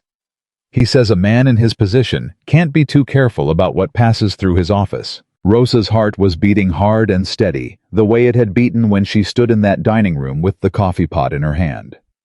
"Does your husband know you're here?" "He sent me," Catherine Voss said. "He would have come himself, but he was concerned the syndicate is a significant customer of the telegraph office, and he didn't know." She paused.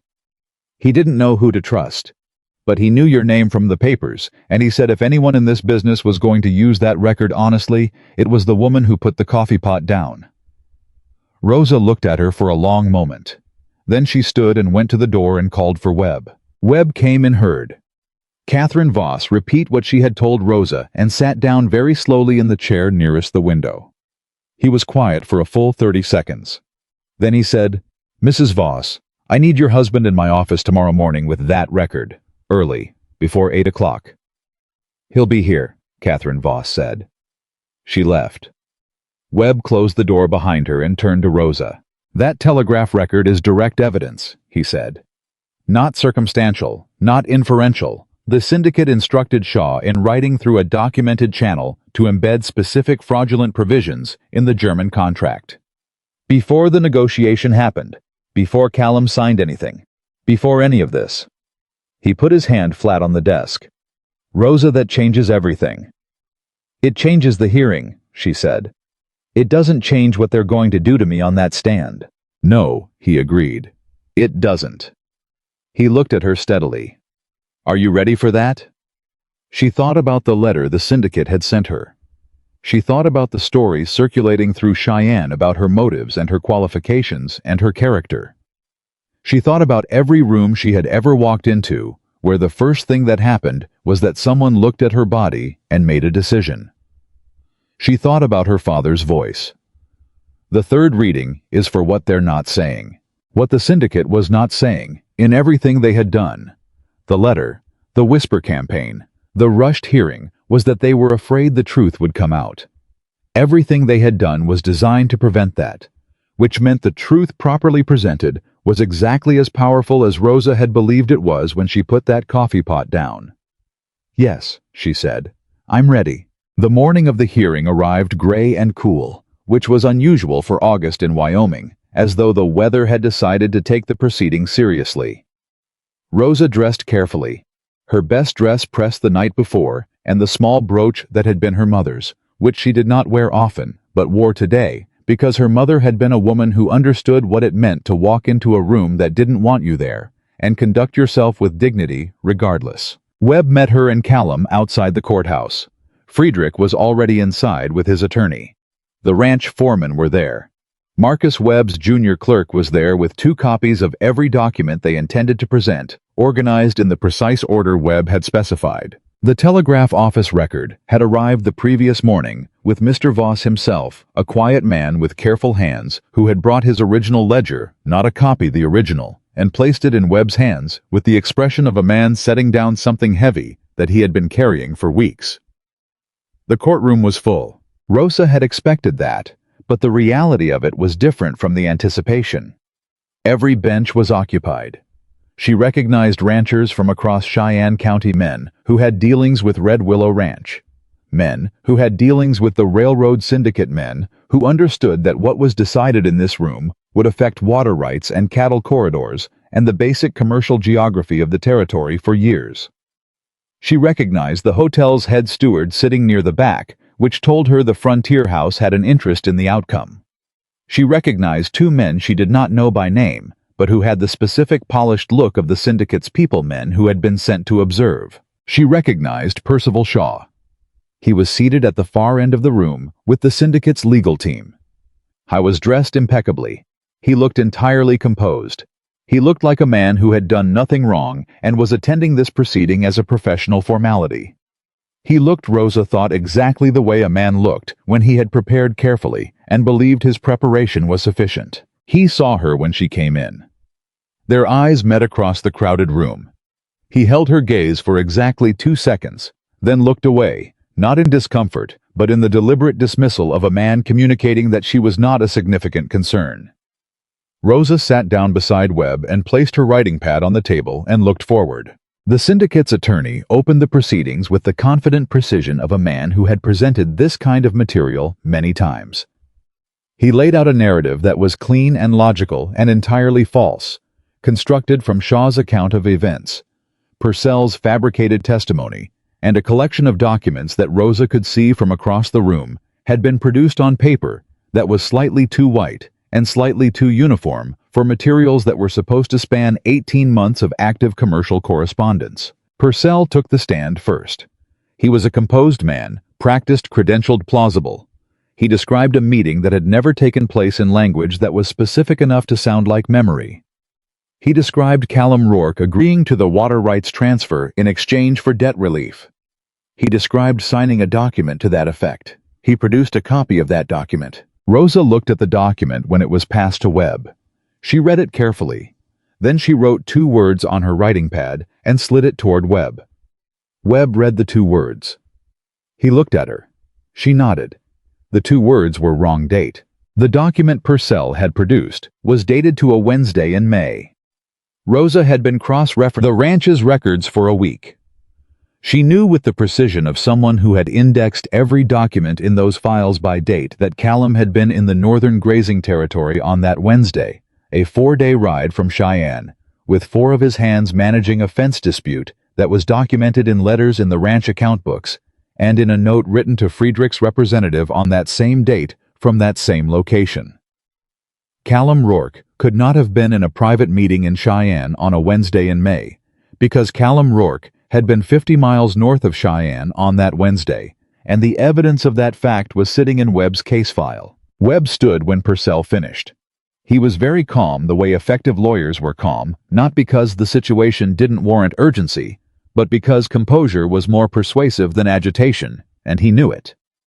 He established Callum's location on the date in question in 4 questions. Then he produced the documentation, the ranch account entry, the fence dispute correspondence, the letter to Friedrich's representative, each one dated and signed and cross-referenced against each other. Purcell's testimony collapsed in the span of 11 minutes. Not dramatically. The collapse was quiet and thorough, like a wall that looks solid until the precise point at which it doesn't, and then there is nothing left. The syndicate's attorney tried to redirect. Webb let him. The documentation held. Then Webb called Rosa. She walked to the stand, aware of every eye in the room, and aware more specifically of the quality of attention coming from the syndicate's section of the gallery, the particular focused attention of men recalculating their position. She sat down. She put her hands in her lap. She looked at Webb. He walked her through her qualifications first. Her father's practice.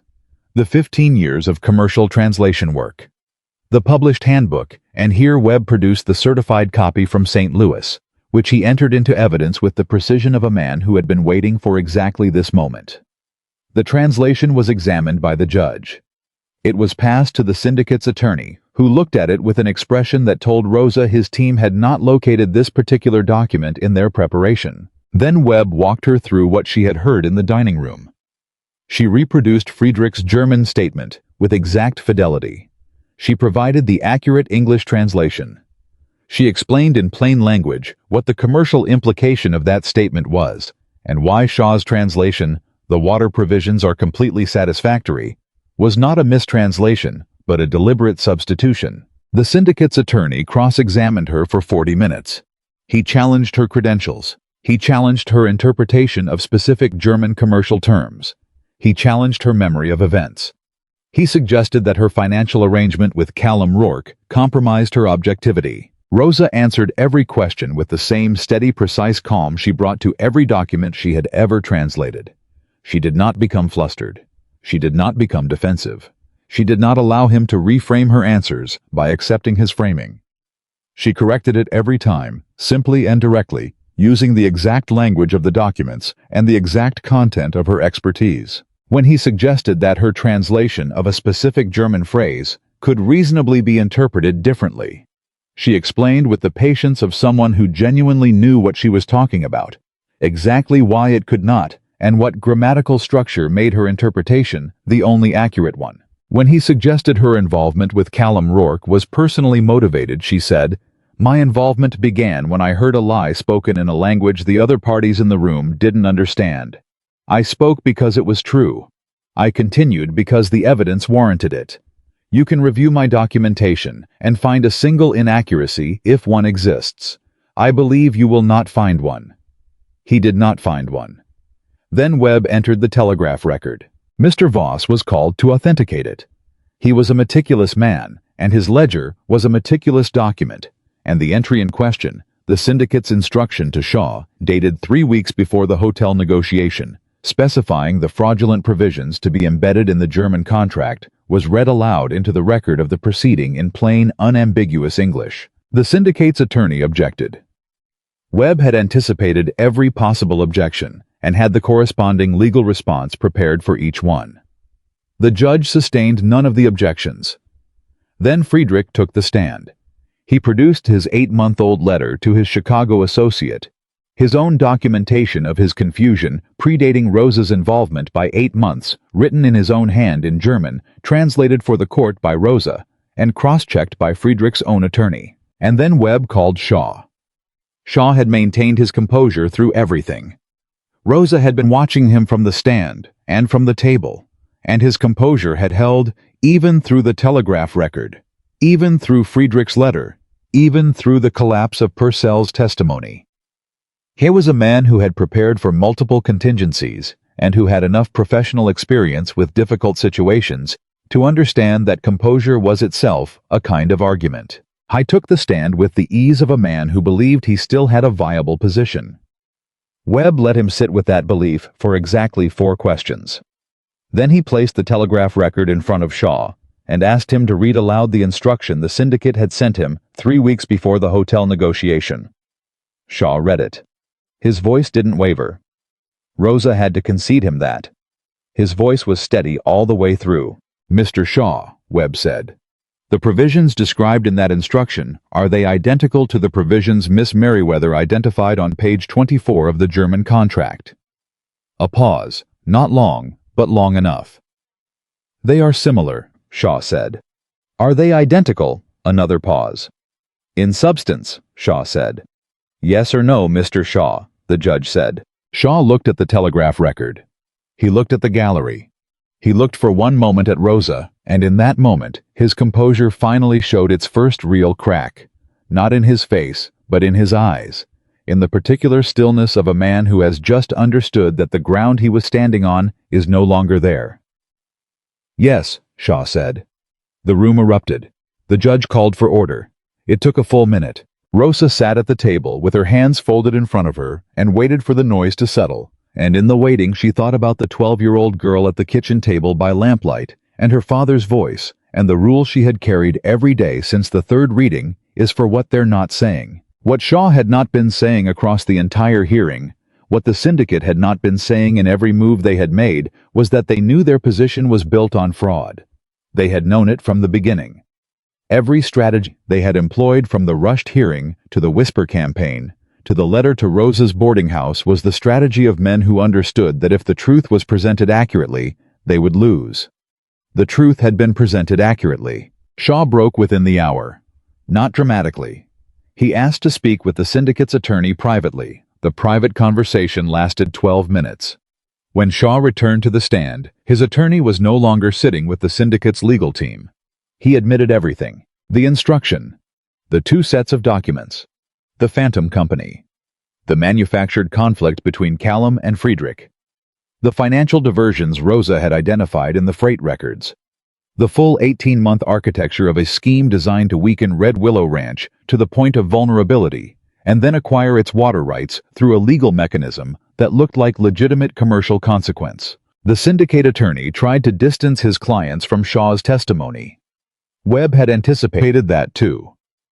The telegraph record made it impossible. The judge did not render a final verdict that afternoon. Formal proceedings required more time, more documentation, more process. But the direction of the proceeding was no longer in question, and every person in that room understood it. As people began to file out, the syndicate attorney approached Rosa's table. He was a composed man professionally.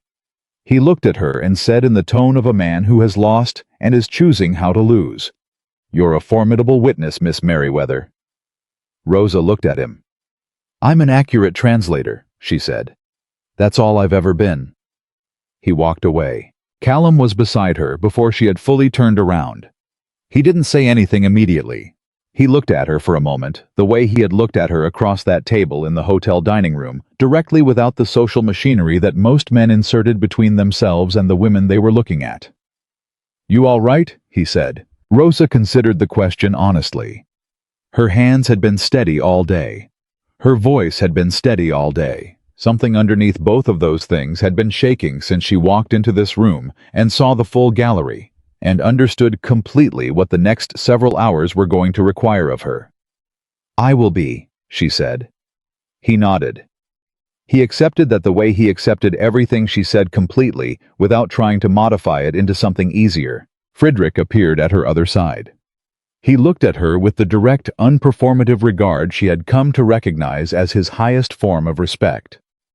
"Miss Merriweather," he said, "when this is concluded, I would like to discuss something with you. A professional matter." He paused. "Not today. When you are ready." "All right," Rosa said.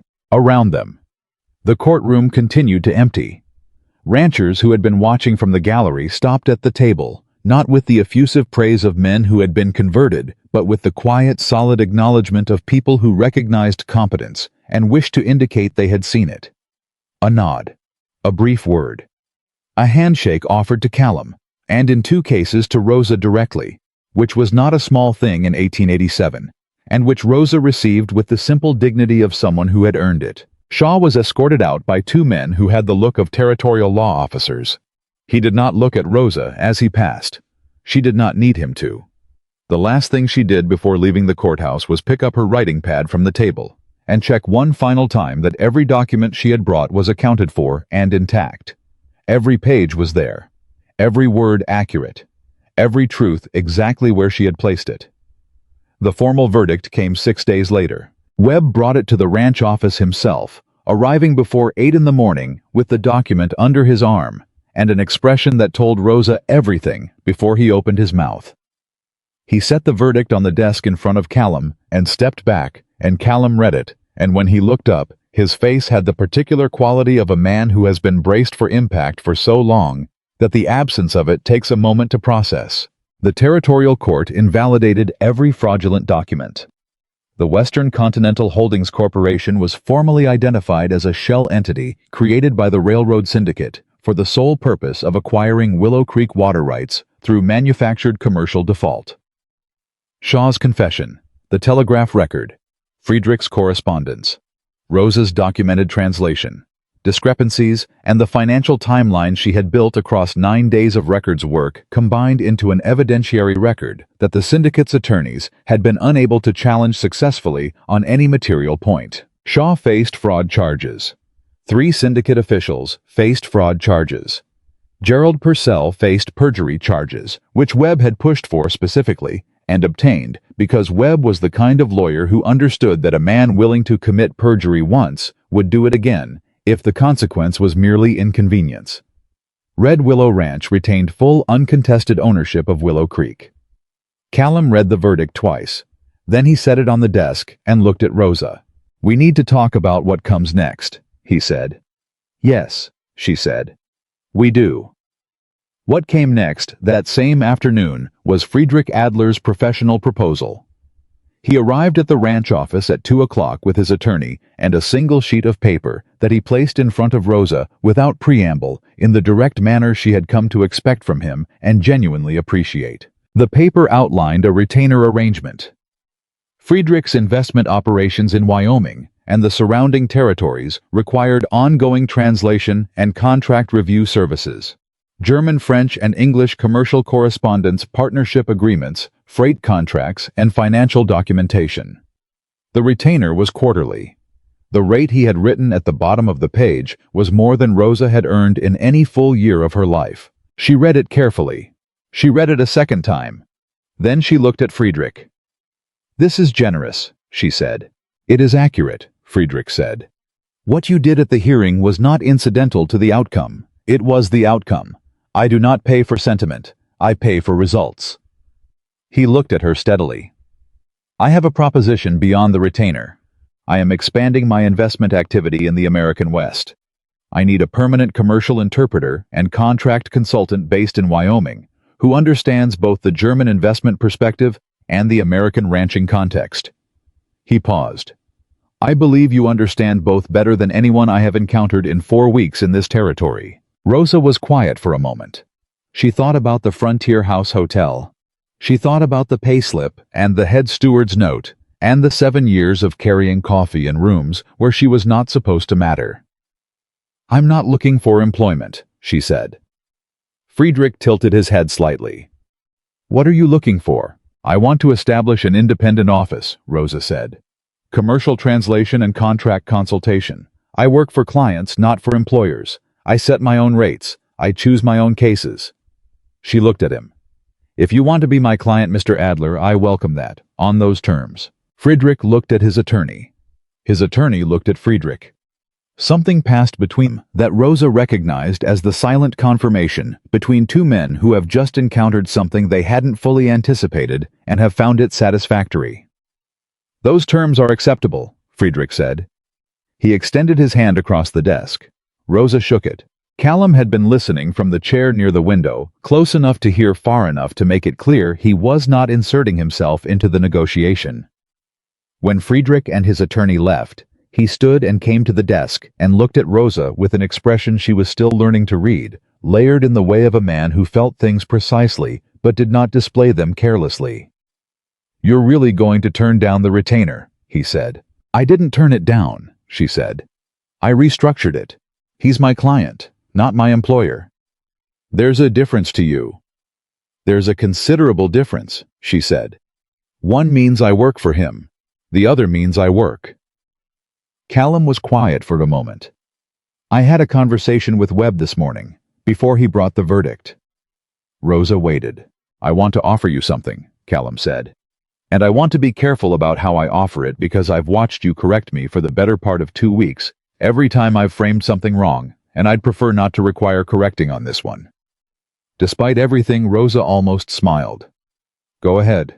"The ranch has a small building on the eastern edge of the property. It was used as an assay office when we were running mineral surveys 3 years ago.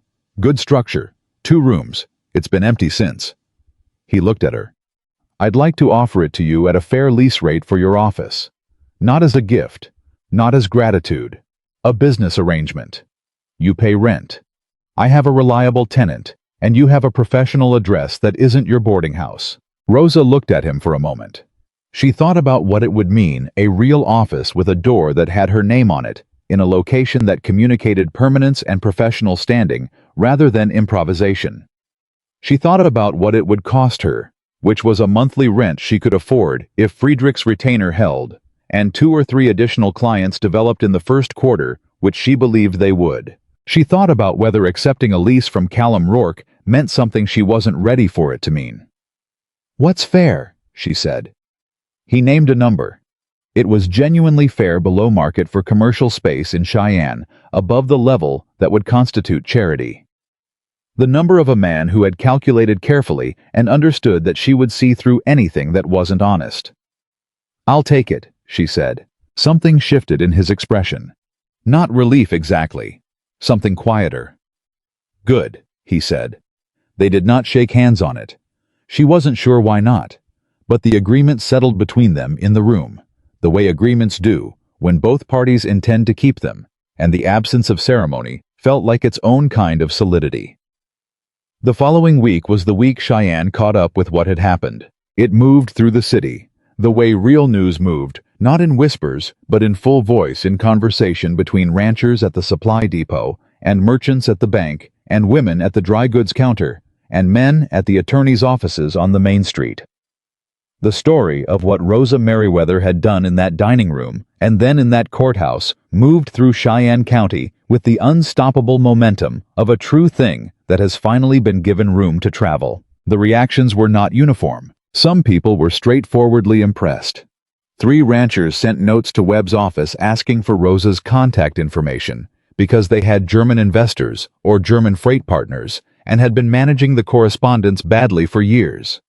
A merchant on the main street, who had been conducting business through a nephew who spoke approximate German, sent a message to Rosa's boarding house, directly apologetically explaining that he had heard about her work and wondered if she might be interested in reviewing some contracts he'd been unsure about for 2 seasons. Some people were uncomfortable in the specific way that people become uncomfortable when someone they had categorized incorrectly turns out to be something their categories hadn't accounted for.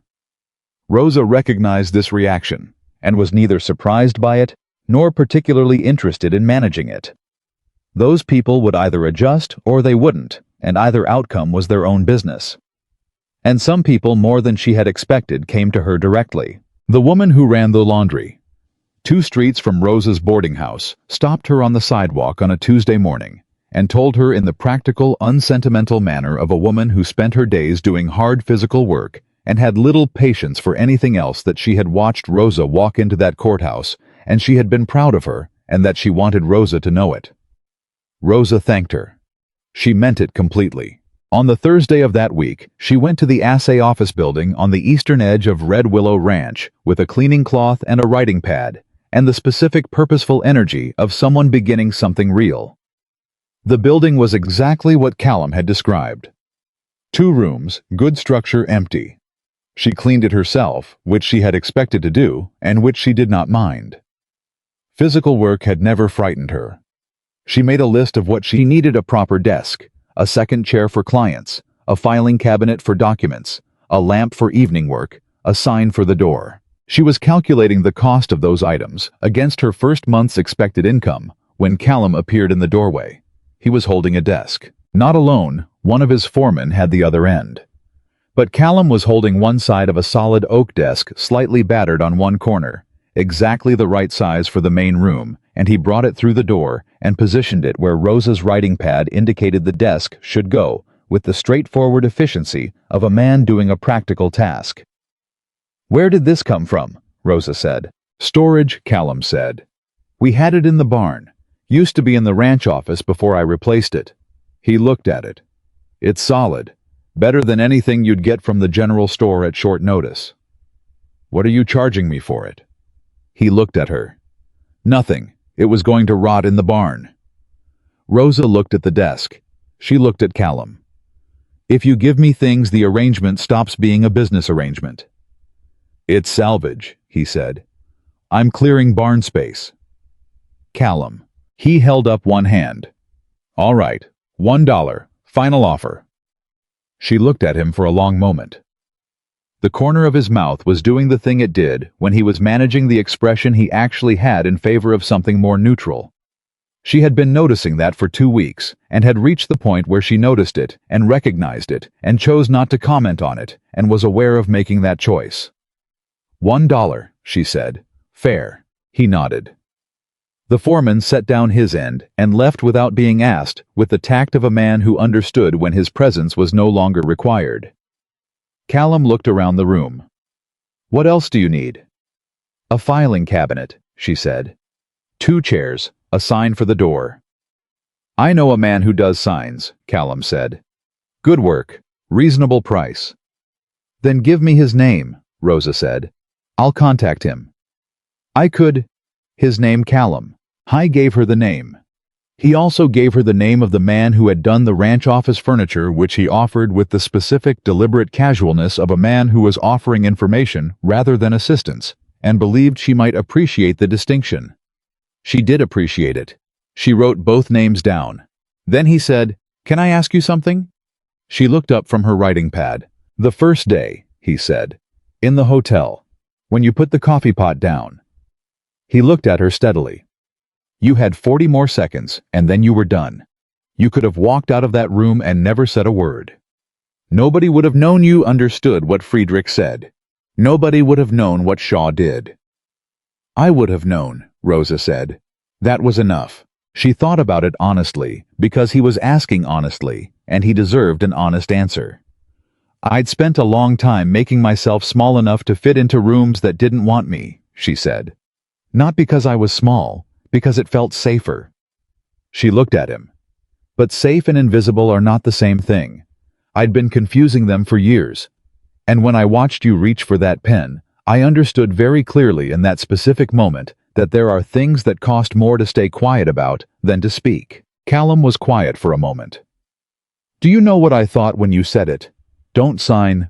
What? I thought whoever this woman is, she's not afraid of me. He looked at her with the directness that she had come to understand was simply how he looked at things that mattered to him. Every person in that room was being careful around me, watching what they said. Shaw the lawyers, even Friedrich's people. And you put that coffee pot down, and you looked at me like I was just a man who was about to make a mistake, and you told me. You were, Rosa said, a man about to make a mistake. I know, he said. That's what I mean. She understood what he meant. She also understood that this was the edge of a conversation that had been building for 2 weeks, and which she was not certain she was ready to have. Not because she didn't know her own mind, but because her mind contained several things simultaneously, the office and the work, and the future she was building. And this man who kept appearing in the middle of it, not to rescue her, but simply to be there. And she needed to be sure she understood the geography of all of it before she moved. I have a filing cabinet to acquire, she said. The corner of his mouth moved. Right, he said. I'll leave you to it. He left. She stood in the empty room with the oak desk and her writing pad and the list of what she needed, and she thought for a moment. Not long. 1 breath, maybe 2. About the specific feeling of being in a room and having someone who could see you clearly choose to look. Then she picked up her writing pad and went back to work. The office opened 3 weeks after the hearing. She had a sign on the door, clean professional black lettering on white, that read, Rosalie Merriweather Commercial Translation and Contract Consultation. Beneath it in smaller letters, English, German, French. She had a desk, 2 chairs, a filing cabinet, and a lamp. She had Friedrich's retainer confirmed in writing. She had 3 additional clients, the rancher with the German freight partner, the merchant with the uncertain contracts, and a 3rd man who had heard about her work from Webb, and who had been conducting a timber partnership with a German-American lumber company for 2 years, without ever being fully confident he understood the terms. She had in the filing cabinet a certified copy of her published translation and a letter from Webb formally documenting her role in the fraud case, which she had not asked for, and which he had produced and sent to her office with a note saying that documentation of professional achievement was a resource, not a vanity, and she should treat it accordingly. She had a small framed photograph of her father on the desk, which she had brought from the boarding house on the day she moved in. It was the only personal item in the office. She had put it in the corner where she would see it when she was working. The first morning she sat at that desk with a client across from her, the timber merchant, a nervous man who had been signing things he didn't fully understand for 2 years, and was experiencing the particular relief of someone who has decided to stop doing that. Rosa felt something settle in her chest that she did not immediately have a word for. It was not triumph. Triumph was too loud for what it was. It was something quieter. The feeling of a thing being exactly what it was supposed to be. She translated the timber contract. She identified 2 clauses that required clarification and 1 clause that required renegotiation. She explained all 3 to the merchant in plain language without condescension and without simplification. And she watched him understand, and the understanding changed his posture, straightened something in him, gave him back a confidence that 2 years of confusion had been quietly eroding. He left with clear terms and an accurate picture of his own business situation. Rosa filed her notes and moved to the next correspondence on her desk. 2 weeks into the office's operation, Callum appeared with what he described as a confusing German invoice from a Hamburg cattle equipment supplier. Rosa looked at the invoice for 45 seconds. "This isn't confusing," she said. "It seemed confusing to me," he said. "The supplier has charged you the correct amount in Deutsche Marks and provided the exchange rate conversion in the invoice footer. This is entirely standard." She looked at him. "You could have handled this by mail." "The mail is slow," he said. Rosa looked at him. He looked back at her with an expression of entirely unconvincing innocence. "Do you have anything that actually requires translation?" she said. "I have a French telegram from a Lyon silk trader that came in last week," he said.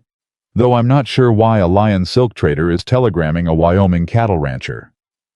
"Give it to me," Rosa said. He produced it from his jacket pocket. She read it.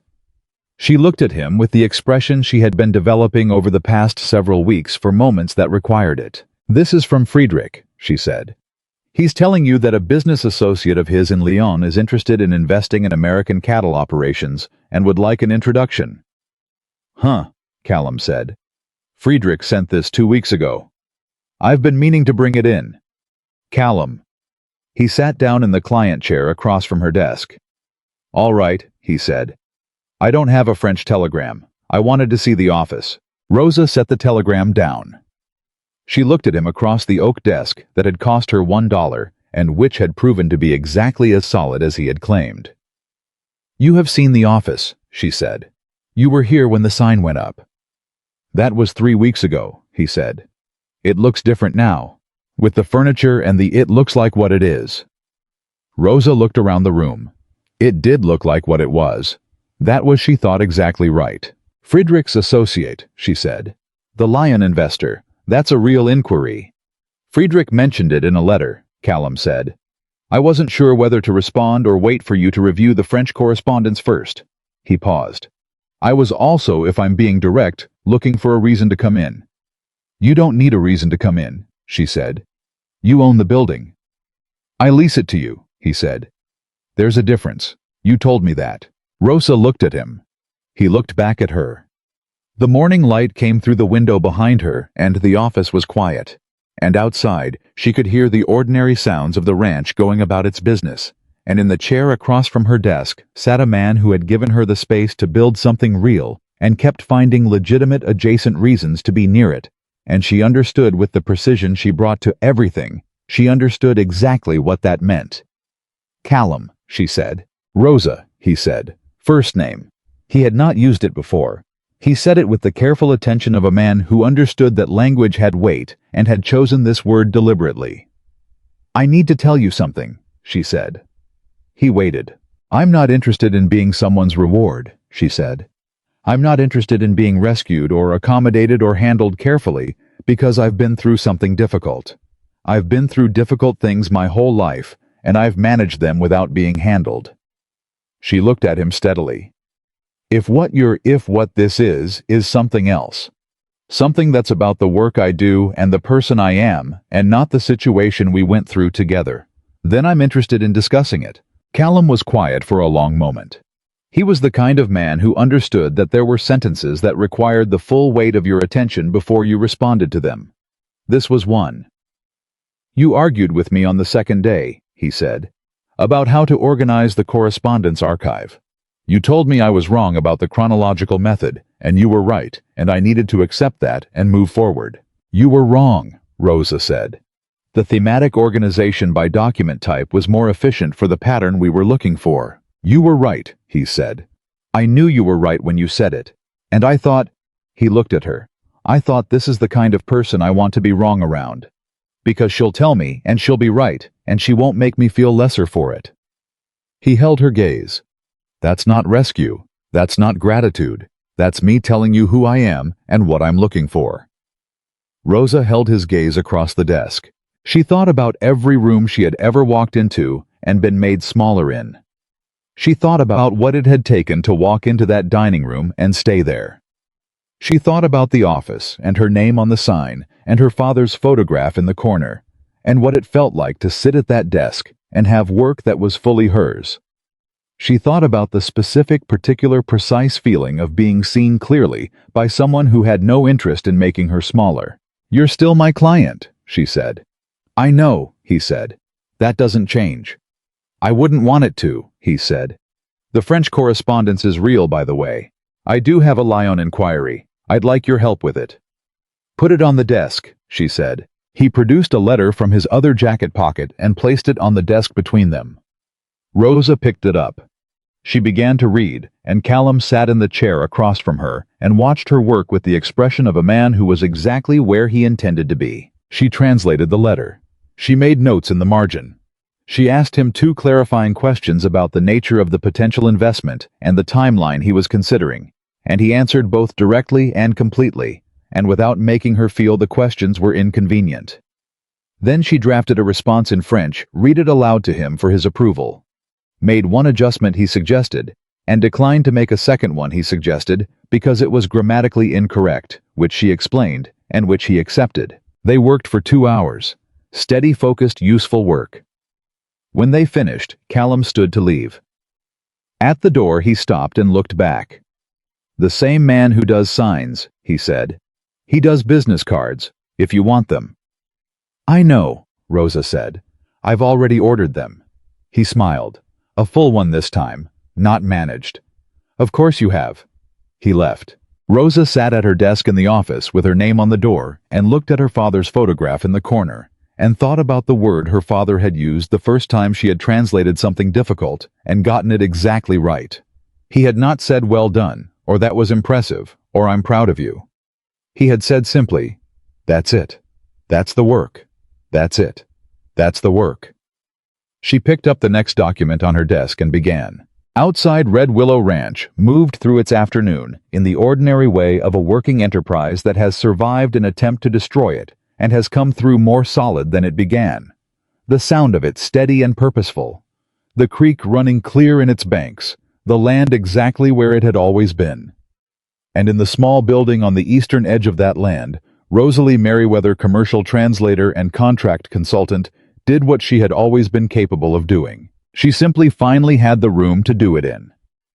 The invitation arrived on a Tuesday morning in October, 14 months after Rosa Merriweather put a coffee pot down on a table in the Frontier House Hotel and changed the direction of everything. It came on heavy cream paper with the Frontier House letterhead, addressed to Miss Rosalie Merriweather, commercial translation and contract consultation, which was the name on her door and the name on her business cards, and the name that had traveled in 14 months from Cheyenne to Laramie, to Casper, to the cattle offices in Denver, and the investment houses in Chicago, and the commercial correspondence networks of 3 German-American business associations operating in the American West. The letter invited Miss Merriweather to attend the Wyoming Territorial International Cattle and Commerce Conference, to be held at the Frontier House Hotel over 3 days in November, as a participating professional consultant, available to delegates requiring translation and contract review services. Not as staff, not as hotel personnel, as a participating professional. Rosa read the letter twice. Then she set it on her desk beside her father's photograph and looked at it for a moment in the quiet of the morning before her first client arrived. She thought about the last time she had been in that hotel, not in a professional capacity, but in the capacity of a woman carrying a coffee pot across a dining room floor, moving between tables that held men whose names meant something, and whose words were worth recording, and whose futures were worth protecting. She thought about what it had felt like to be invisible in that room. She thought about what it had cost her to stop being invisible. Then she picked up her pen and wrote her acceptance. The weeks before the conference moved fast. Rosa's client list had grown steadily across the 14 months since the office opened, steadily, not explosively in the way of a reputation built on accuracy rather than spectacle. She had developed the kind of practice her father had always described as the most durable kind. Clients who came back. Clients who sent other clients who had stopped being nervous about their foreign correspondence because they knew exactly where to take it and exactly what they would receive in return. Friedrich's retainer had held through 4 quarterly renewals. His investment operations in Wyoming had expanded, which meant his correspondence volume had expanded, which meant Rosa's workload from him alone could have kept the office busy. She had deliberately kept it from doing so, not out of ingratitude, but because she understood instinctively that a practice built on one client was a practice with one point of failure, and she had not survived everything she had survived in order to build something fragile. She had 3 ranch clients now with German freight partnerships, 2 merchant clients with ongoing German commercial correspondence, 1 banking client, a small territorial bank with German immigrant depositors who needed monthly document review and quarterly contract consultation. And she had quietly and without advertisement begun taking on a different kind of work. It had started with a woman named Helga Brenner. Helga had appeared at Rosa's office door on a Wednesday afternoon in February, 6 months after the office opened. She was German-born in her 30s, with strong English and excellent business sense, and a freight brokerage she had been running with her late husband for 5 years. Her husband's death had left her managing the business alone, and she had been managing it well, but she had been managing it without fully understanding 3 long-term contracts that her husband had signed in German with Hamburg suppliers before he died, contracts whose terms she suspected were no longer favorable, but which she had been afraid to challenge because she wasn't certain what they actually said. Rosa read the contracts. She told Helga exactly what they said. She told her which terms were unfavorable, which terms were negotiable, and what leverage Helga had based on her payment history and the current freight market conditions. She translated Helga's response letters into German, reviewed the Hamburg suppliers' counterproposals, and sat with Helga through 2 rounds of renegotiation until the contracts were terms Helga understood completely and could defend confidently. Helga sent Rosa 3 clients in the following month. All women. All managing businesses or estates with foreign language documentation.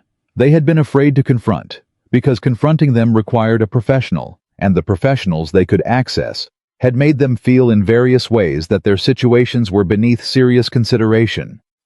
Rosa took all 3 cases. Then she took more. By the time the conference invitation arrived, approximately a third of Rosa's practice was this kind of work: women and immigrants with legitimate commercial needs and no professional access, people who had been managing important documents through guesswork because the qualified professionals available to them had decided on the basis of appearance or accent or social position that their situations didn't warrant real attention. Rosa gave them real attention. The same methodical, accurate, complete attention she had given Callum's ranch records and Friedrich's investment correspondence and the timber merchants' partnership agreements. The same 3-reading method her father had taught her. The same 3-column documentation. The same plain, honest explanation of what documents actually said versus what people had assumed they said. She charged fair rates. Not reduced rates, fair rates, the same rates she charged everyone, because reduced rates were a form of condescension, and she had received enough condescension in her life to understand exactly what it felt like and declined to replicate it. Callum knew about this part of her practice. He had found out the way he found out most things about what Rosa was doing, not because she told him directly, but because he listened carefully when she did speak and asked good questions and paid attention to the answers. He had come into the office one morning in March to drop off a French telegram that was this time actually a French telegram requiring actual translation, and Rosa had been finishing a meeting with a woman named Marta Schiller, who was Hungarian-born and ran a seamstress business and had been trying for 2 years to understand a lease agreement she had signed in English without fully comprehending it. Rosa had explained the lease in plain language, identified a renewal clause that Marta had not known existed, and sent her away with a written summary she could reference without needing to return. Callum had waited until Marta left. Then he looked at Rosa. "How long has that been going on?" he said. "Since February," Rosa said. "Helga Brenner sent her." "You're building something bigger than a translation office," he said. "I'm building exactly what I said I was building," Rosa said. "A translation office. The clients are the clients." But she knew what he meant. And she knew he was right. And she had been thinking about it for months, the way the practice was naturally organizing itself into something with a larger structure than she had initially articulated, something that looked less like a single professional service and more like the beginning of a system. A way of connecting language-capable people with commercial opportunities that language barriers had been keeping out of reach. She had not said this out loud to anyone yet. She was still learning its shape herself. But it was there, growing in the back of her mind, the way the best ideas grew, not as a sudden revelation, but as a slow, accumulating clarity. She was still thinking about it the morning she arrived at the Frontier House Hotel for the conference. She had been back to the hotel twice since the hearing, once for a client meeting, once to collect a document that had been delivered there in error. Both times, she had entered through the front door as a visitor, and the experience had been unremarkable in the specific way that unremarkable things are when they represent a change you have worked very hard for. This time was different. She came through the front door with her professional portfolio under her arm and her name on the conference registration list, and the particular internal steadiness of a woman who has had 14 months to practice being exactly herself in rooms that weren't designed for her. The conference registration desk was staffed by 2 young women she didn't recognize. She gave her name. One of them found it on the list, smiled in a way that indicated the name meant something to her, and handed Rosa her credentials and the conference materials. Rosa pinned the credentials to her dress. Rosalie Merriweather Commercial Translation and Contract Consultation. She picked up her portfolio and walked into the conference. The main hall was full. Ranchers and investors and attorneys and commercial representatives from across Wyoming, Montana, Colorado, and 3 eastern states, plus a German delegation that Rosa could identify by their bearing and their clothing, and the quiet, efficient way they were managing the language gap. Friedrich was with the German delegation. He saw Rosa the moment she entered and raised his hand in a greeting that was brief and genuine, and communicated in its brevity a professional regard that had only deepened across 14 months of working together. She had been in the hall for approximately 4 minutes when she heard it. Not loud, not directed at her specifically. A comment exchanged between 2 men near the registration desk, both of whom were watching the room with the assessing posture of men who had been here before and were categorizing the newcomers. "That's Merriweather," one of them said. "The translator, the one from the Shaw case." "I heard about that," the other said. "Took down a whole railroad syndicate." "She did," the first man said. "Single-handedly identified the fraud." Rosa kept walking, but she had heard it, and what she had heard was not the version of herself she had been carrying for most of her life, the version that was defined first by what she looked like, and second, if there was time and interest, by anything else. What she had heard was the version of herself that she had been building for 14 months, document by document, client by client, meeting by meeting. It didn't make her invulnerable. She knew that. The other version was still out there and always would be. The looks, the assessments, the moments in rooms where someone's eyes traveled over her before their ears registered her words. Those moments did not disappear because she had won a court case. People were people, and that particular habit of judgment ran deep and old, and would not be cleared away by one woman's 14 months of excellent work. But the room was bigger now. The version of herself that existed in the room was bigger, and that Rosa thought was the work. Not the elimination of the obstacle, the expansion of the territory beyond it. She found her assigned consultation table, set down her portfolio, and arranged her materials with the methodical precision that was simply how she worked. She had 3 scheduled consultation appointments in the morning session, and an open afternoon for walk-in inquiries. She had brought her full documentation kit, writing pad, 3 sharpened pencils, reference materials for German and French commercial terminology, her 3-column template for discrepancy documentation. The first consultation was a rancher from Montana with a German equipment supplier he'd been working with for 3 years and had never quite trusted because he could never fully verify what his import agent was telling him, the invoices said. Rosa reviewed 6 months of invoices in 40 minutes, confirmed that the import agent's translations had been accurate, identified one clerical error in the rancher's favor that he had never caught, and gave him a clear methodology for reviewing future invoices himself. He left looking like a man who had just had a weight taken off his back. The second consultation was more complicated. A Colorado cattle broker with a French investment partner whose partnership agreement had been drafted in English, but whose handwritten amendments added in subsequent meetings were in French and had never been formally incorporated into the main document. Rosa identified 3 amendments that significantly altered the profit-sharing terms and 2 that affected the termination conditions. The broker's expression went through several stages during her explanation, ending in the particular focused seriousness of a man who has just understood that he needs a lawyer and needs one immediately. She gave him Webb's name. The third consultation of the morning was a woman. This was not unusual. Rosa had developed enough of a reputation with female clients that 1 or 2 typically appeared at any professional gathering she attended. But this woman was different in a way that Rosa registered immediately and spent the first 2 minutes of their conversation trying to precisely identify. Her name was Eleanor Marsh. She was in her 50s, with the bearing of someone who had navigated considerable social difficulty and emerged from it with her self-possession intact. She had managed her late brother's cattle import business for 3 years. Since his death, managed it successfully. Her account books were excellent. Her supplier relationships were solid. But she had been operating under a licensing arrangement whose terms she had never been able to verify because the original agreement had been negotiated in German by her brother before he died, and she had been afraid that if she asked too many questions about it, the suppliers would realize she didn't fully understand her own legal position and use that uncertainty against her. Rosa listened to all of this without interrupting. Then she said, "Do you have the document with you?" Eleanor Marsh produced it from her own portfolio. It was a long document, densely written in German commercial script. Rosa read it carefully, all 17 pages, making notes in her 3-column format. It took 25 minutes. Eleanor Marsh waited with the composed patience of a woman who had learned to wait for things she needed. When Rosa finished, she looked up. "Your licensing terms are favorable," she said. "More favorable than you've probably assumed because you've been negotiating from a position of uncertainty. Your suppliers know what the document says, and you didn't, and that imbalance has been costing you." She turned the document around and showed Eleanor the relevant clauses.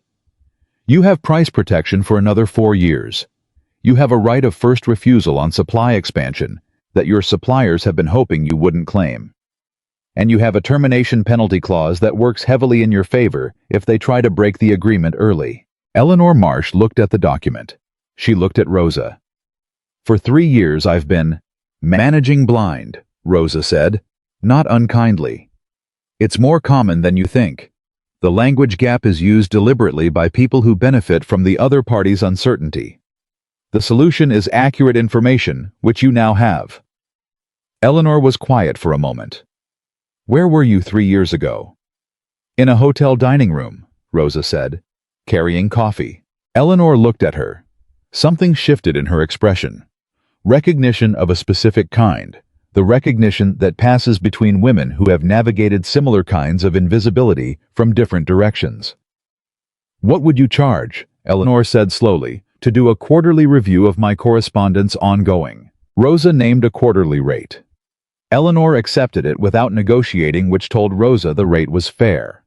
They shook hands across the consultation table, and that handshake was, Rosa thought, its own kind of document binding clear mutual. The afternoon brought 7 walk-in inquiries, which was more than she had expected, and which kept her at the consultation table until the hall began to clear. She handled each one with the same full attention she brought to every case. No case was beneath her. No question was stupid. No client was too small. Those were rules she had made for herself and kept. She was organizing her materials at the end of the afternoon when she became aware of a change in the room, a shift in the direction of attention that had nothing to do with her. She looked up. Shaw was standing at the entrance to the hall. Not Shaw in custody. Shaw in a good suit with the composed expression of a man who had navigated a legal situation and emerged on the far side of it and was now testing the social terrain. Rosa understood in the instant she saw him that he had not faced the consequences she had assumed he would face.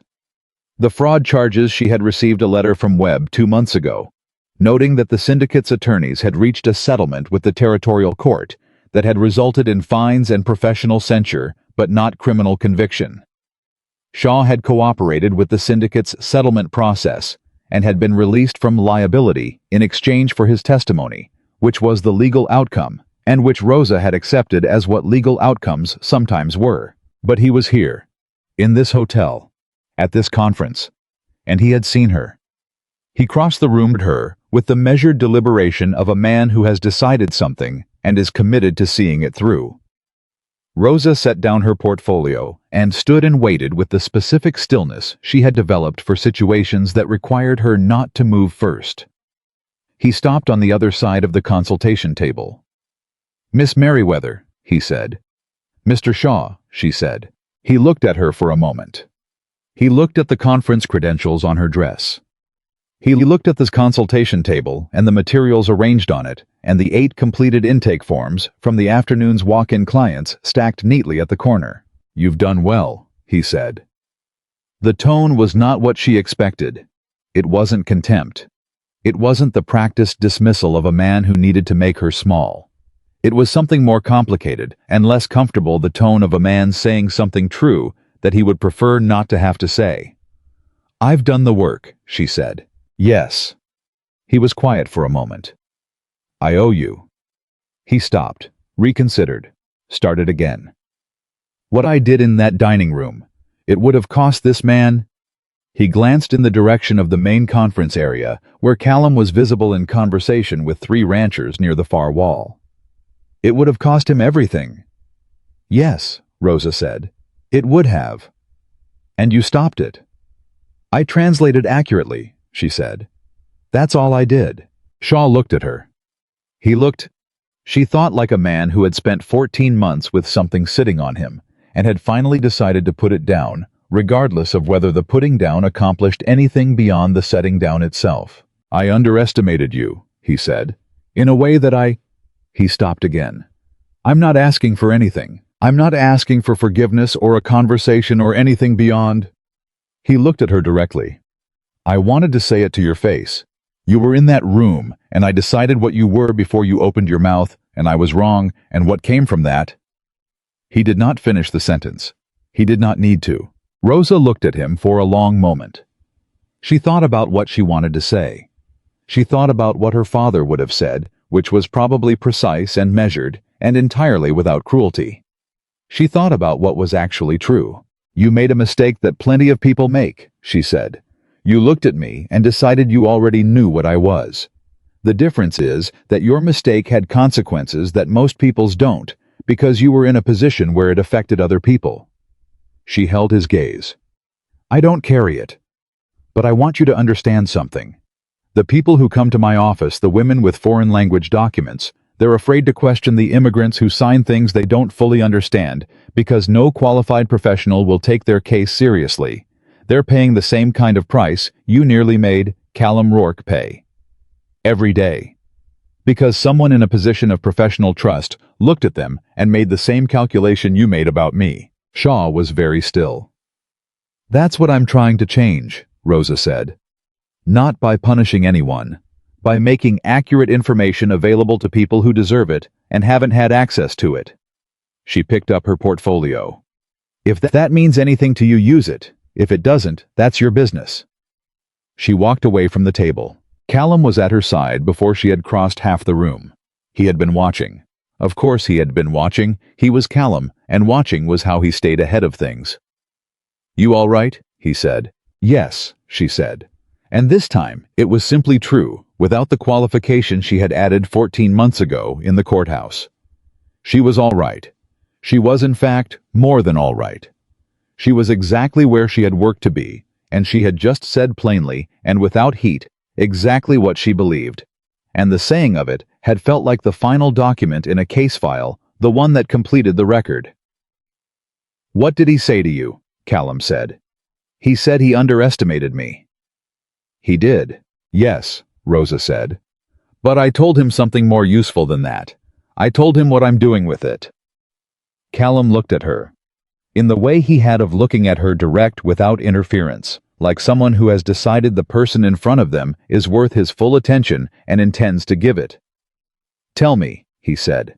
So, she told him. Right there in the conference hall with the noise of the evening session starting up around them, and Friedrich catching her eye from across the room, and nodding once, and returning to his conversation, she told Callum what she had been building toward, and hadn't yet said to anyone in its full shape. She told him about Helga Brenner, and Marta Schiller, and Eleanor Marsh, and the 7 walk-in clients from today, and the pattern she had seen accumulating across 14 months of practice. The same gap presenting itself in case after case, the same structural exclusion of the same categories of people from access to accurate information about their own commercial situations. She told him she wanted to formalize it. Not just take the cases as they came, but build something deliberate, a program, a structure, a way of training other people who had language skills and commercial knowledge and no professional access to put those skills to use. She told him she needed space. More space than the assay office. She needed a room where she could teach, not just consult. Callum listened to all of it without interrupting, and the way she had come to understand was simply how he listened to things that mattered. When she finished, he was quiet for a moment. The old assay building, he said, has a second structure behind it. We used it for equipment storage when we were running the mineral surveys. It's bigger than the front building, 2 large rooms. He paused. It's been empty for 3 years. Rosa looked at him. What are you charging for it? What do you think is fair? I think I should name a number, and you should tell me if it's acceptable. The corner of his mouth moved. Name it. She named it. He accepted it. No hesitation. I'll have it cleared this week, he said. Don't clear it yourself, she said. I'll arrange the clearing. It's my office space. I know, he said. I was going to hire someone. Give me the name, she said. I'll hire them. He gave her the name. She wrote it in her notebook. He watched her write it with the expression he had, the quiet, serious one, the one that was not managed and not performed. Rosa, he said. She looked up. I'm going to ask you something, he said. And if the answer is no, the lease stands, and the second building stands, and the work stands, and nothing changes. She waited. A year from now, he said. Maybe 2. When the office is what you're building it toward, and the program is running, and you've trained the first group of translators, and the practice is fully yours, and nobody can take it when that's done. He looked at her. I'd like to know if there's still room for something else. Between us. Not because of the case or the ranch or anything that's already happened. Because of you. The way you work, and the way you think, and the way you looked at me in that dining room like I was just a man making a mistake and told me so. Rosa was quiet for a long moment. She thought about all the ways she could answer this. She thought about the walls she had built over 29 years that had been necessary and useful, and which she did not regret, and which were also, she understood clearly, walls. She thought about what it meant to let someone see the full reach of who you were and have them say, "That's what I want." Ask me in a year, she said, and I will give you an honest answer. That's enough, he said. And he meant it completely without reservation in the way he meant things. 1 year later, almost to the day, Rosa Merriweather stood on the porch of the building she now called her office and training room, and watched the first 4 women she had trained in commercial translation complete their first independent client consultations through the window. They were different women, different ages, different backgrounds, different languages, 2 with German, 1 with French, 1 with both. What they had in common was that they had come to Rosa with skills, and no access with knowledge, and no credential with the ability to do work that needed doing, and no room in which to do it. She had given them the room, and the methodology, and the clients carefully chosen from her existing practice clients who had agreed to be part of the training cohort, who understood that the consultation they were receiving came from a developing professional rather than a fully established one, and who had agreed to provide honest feedback rather than polite praise. Because polite praise was useless. Honest feedback was how you got better. Rosa watched through the window and recognized in the posture of each of the 4 women the straight back, the steady hands, the focused attention on the document in front of them rather than on the client's reaction. The same posture she had learned at her father's kitchen table. The posture of someone who trusts the work enough to let the work speak. Callum appeared beside her. He had been at the ranch all morning and had come down to the office in the early afternoon on the pretext of a German invoice, which this time was actually a German invoice, and which Rosa had translated in 4 minutes and handed back while he was still settling into the client chair because it was a standard equipment invoice, and she had been doing standard equipment invoices for 14 months and could do them in her sleep. He had stayed anyway. He stood beside her now and looked through the window at the 4 women working. "It's working," he said. "Yes," she said. "You knew it would." "I believed it would," she said. "That's different.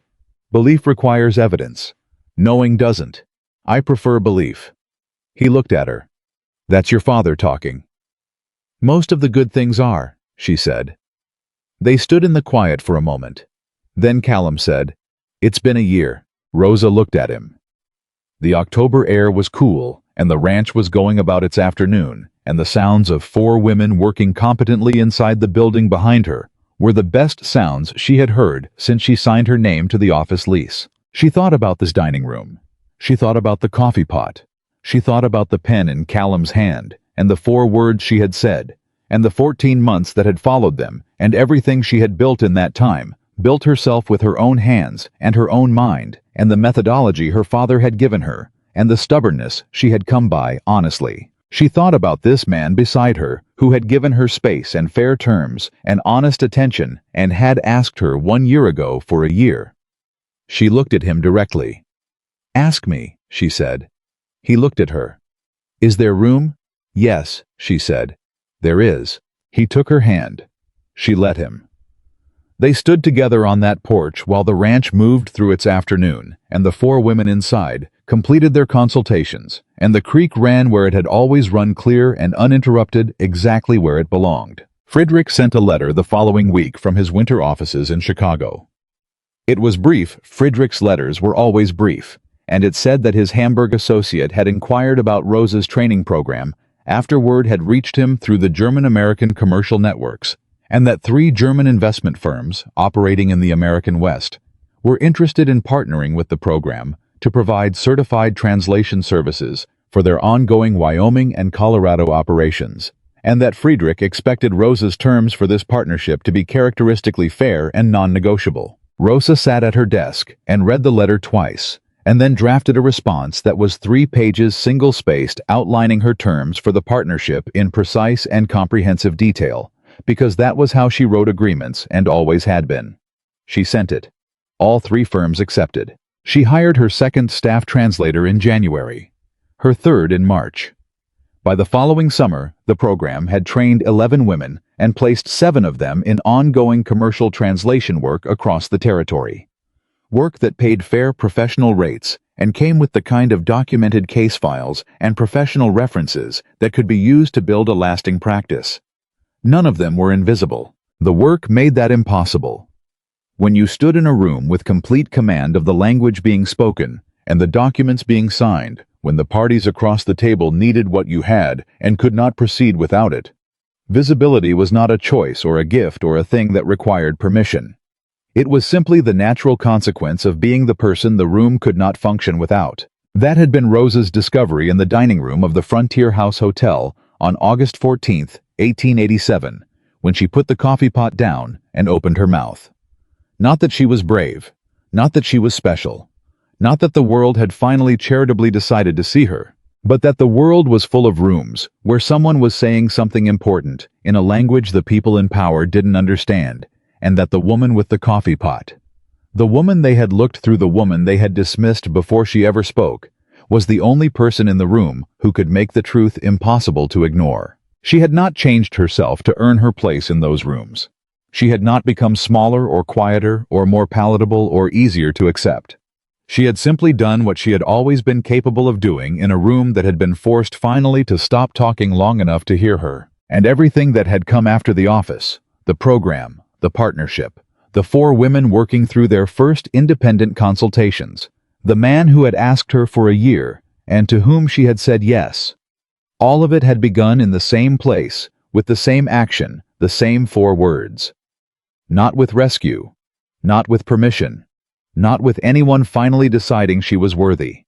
With a woman who knew something true and refused to stay quiet and changed everything.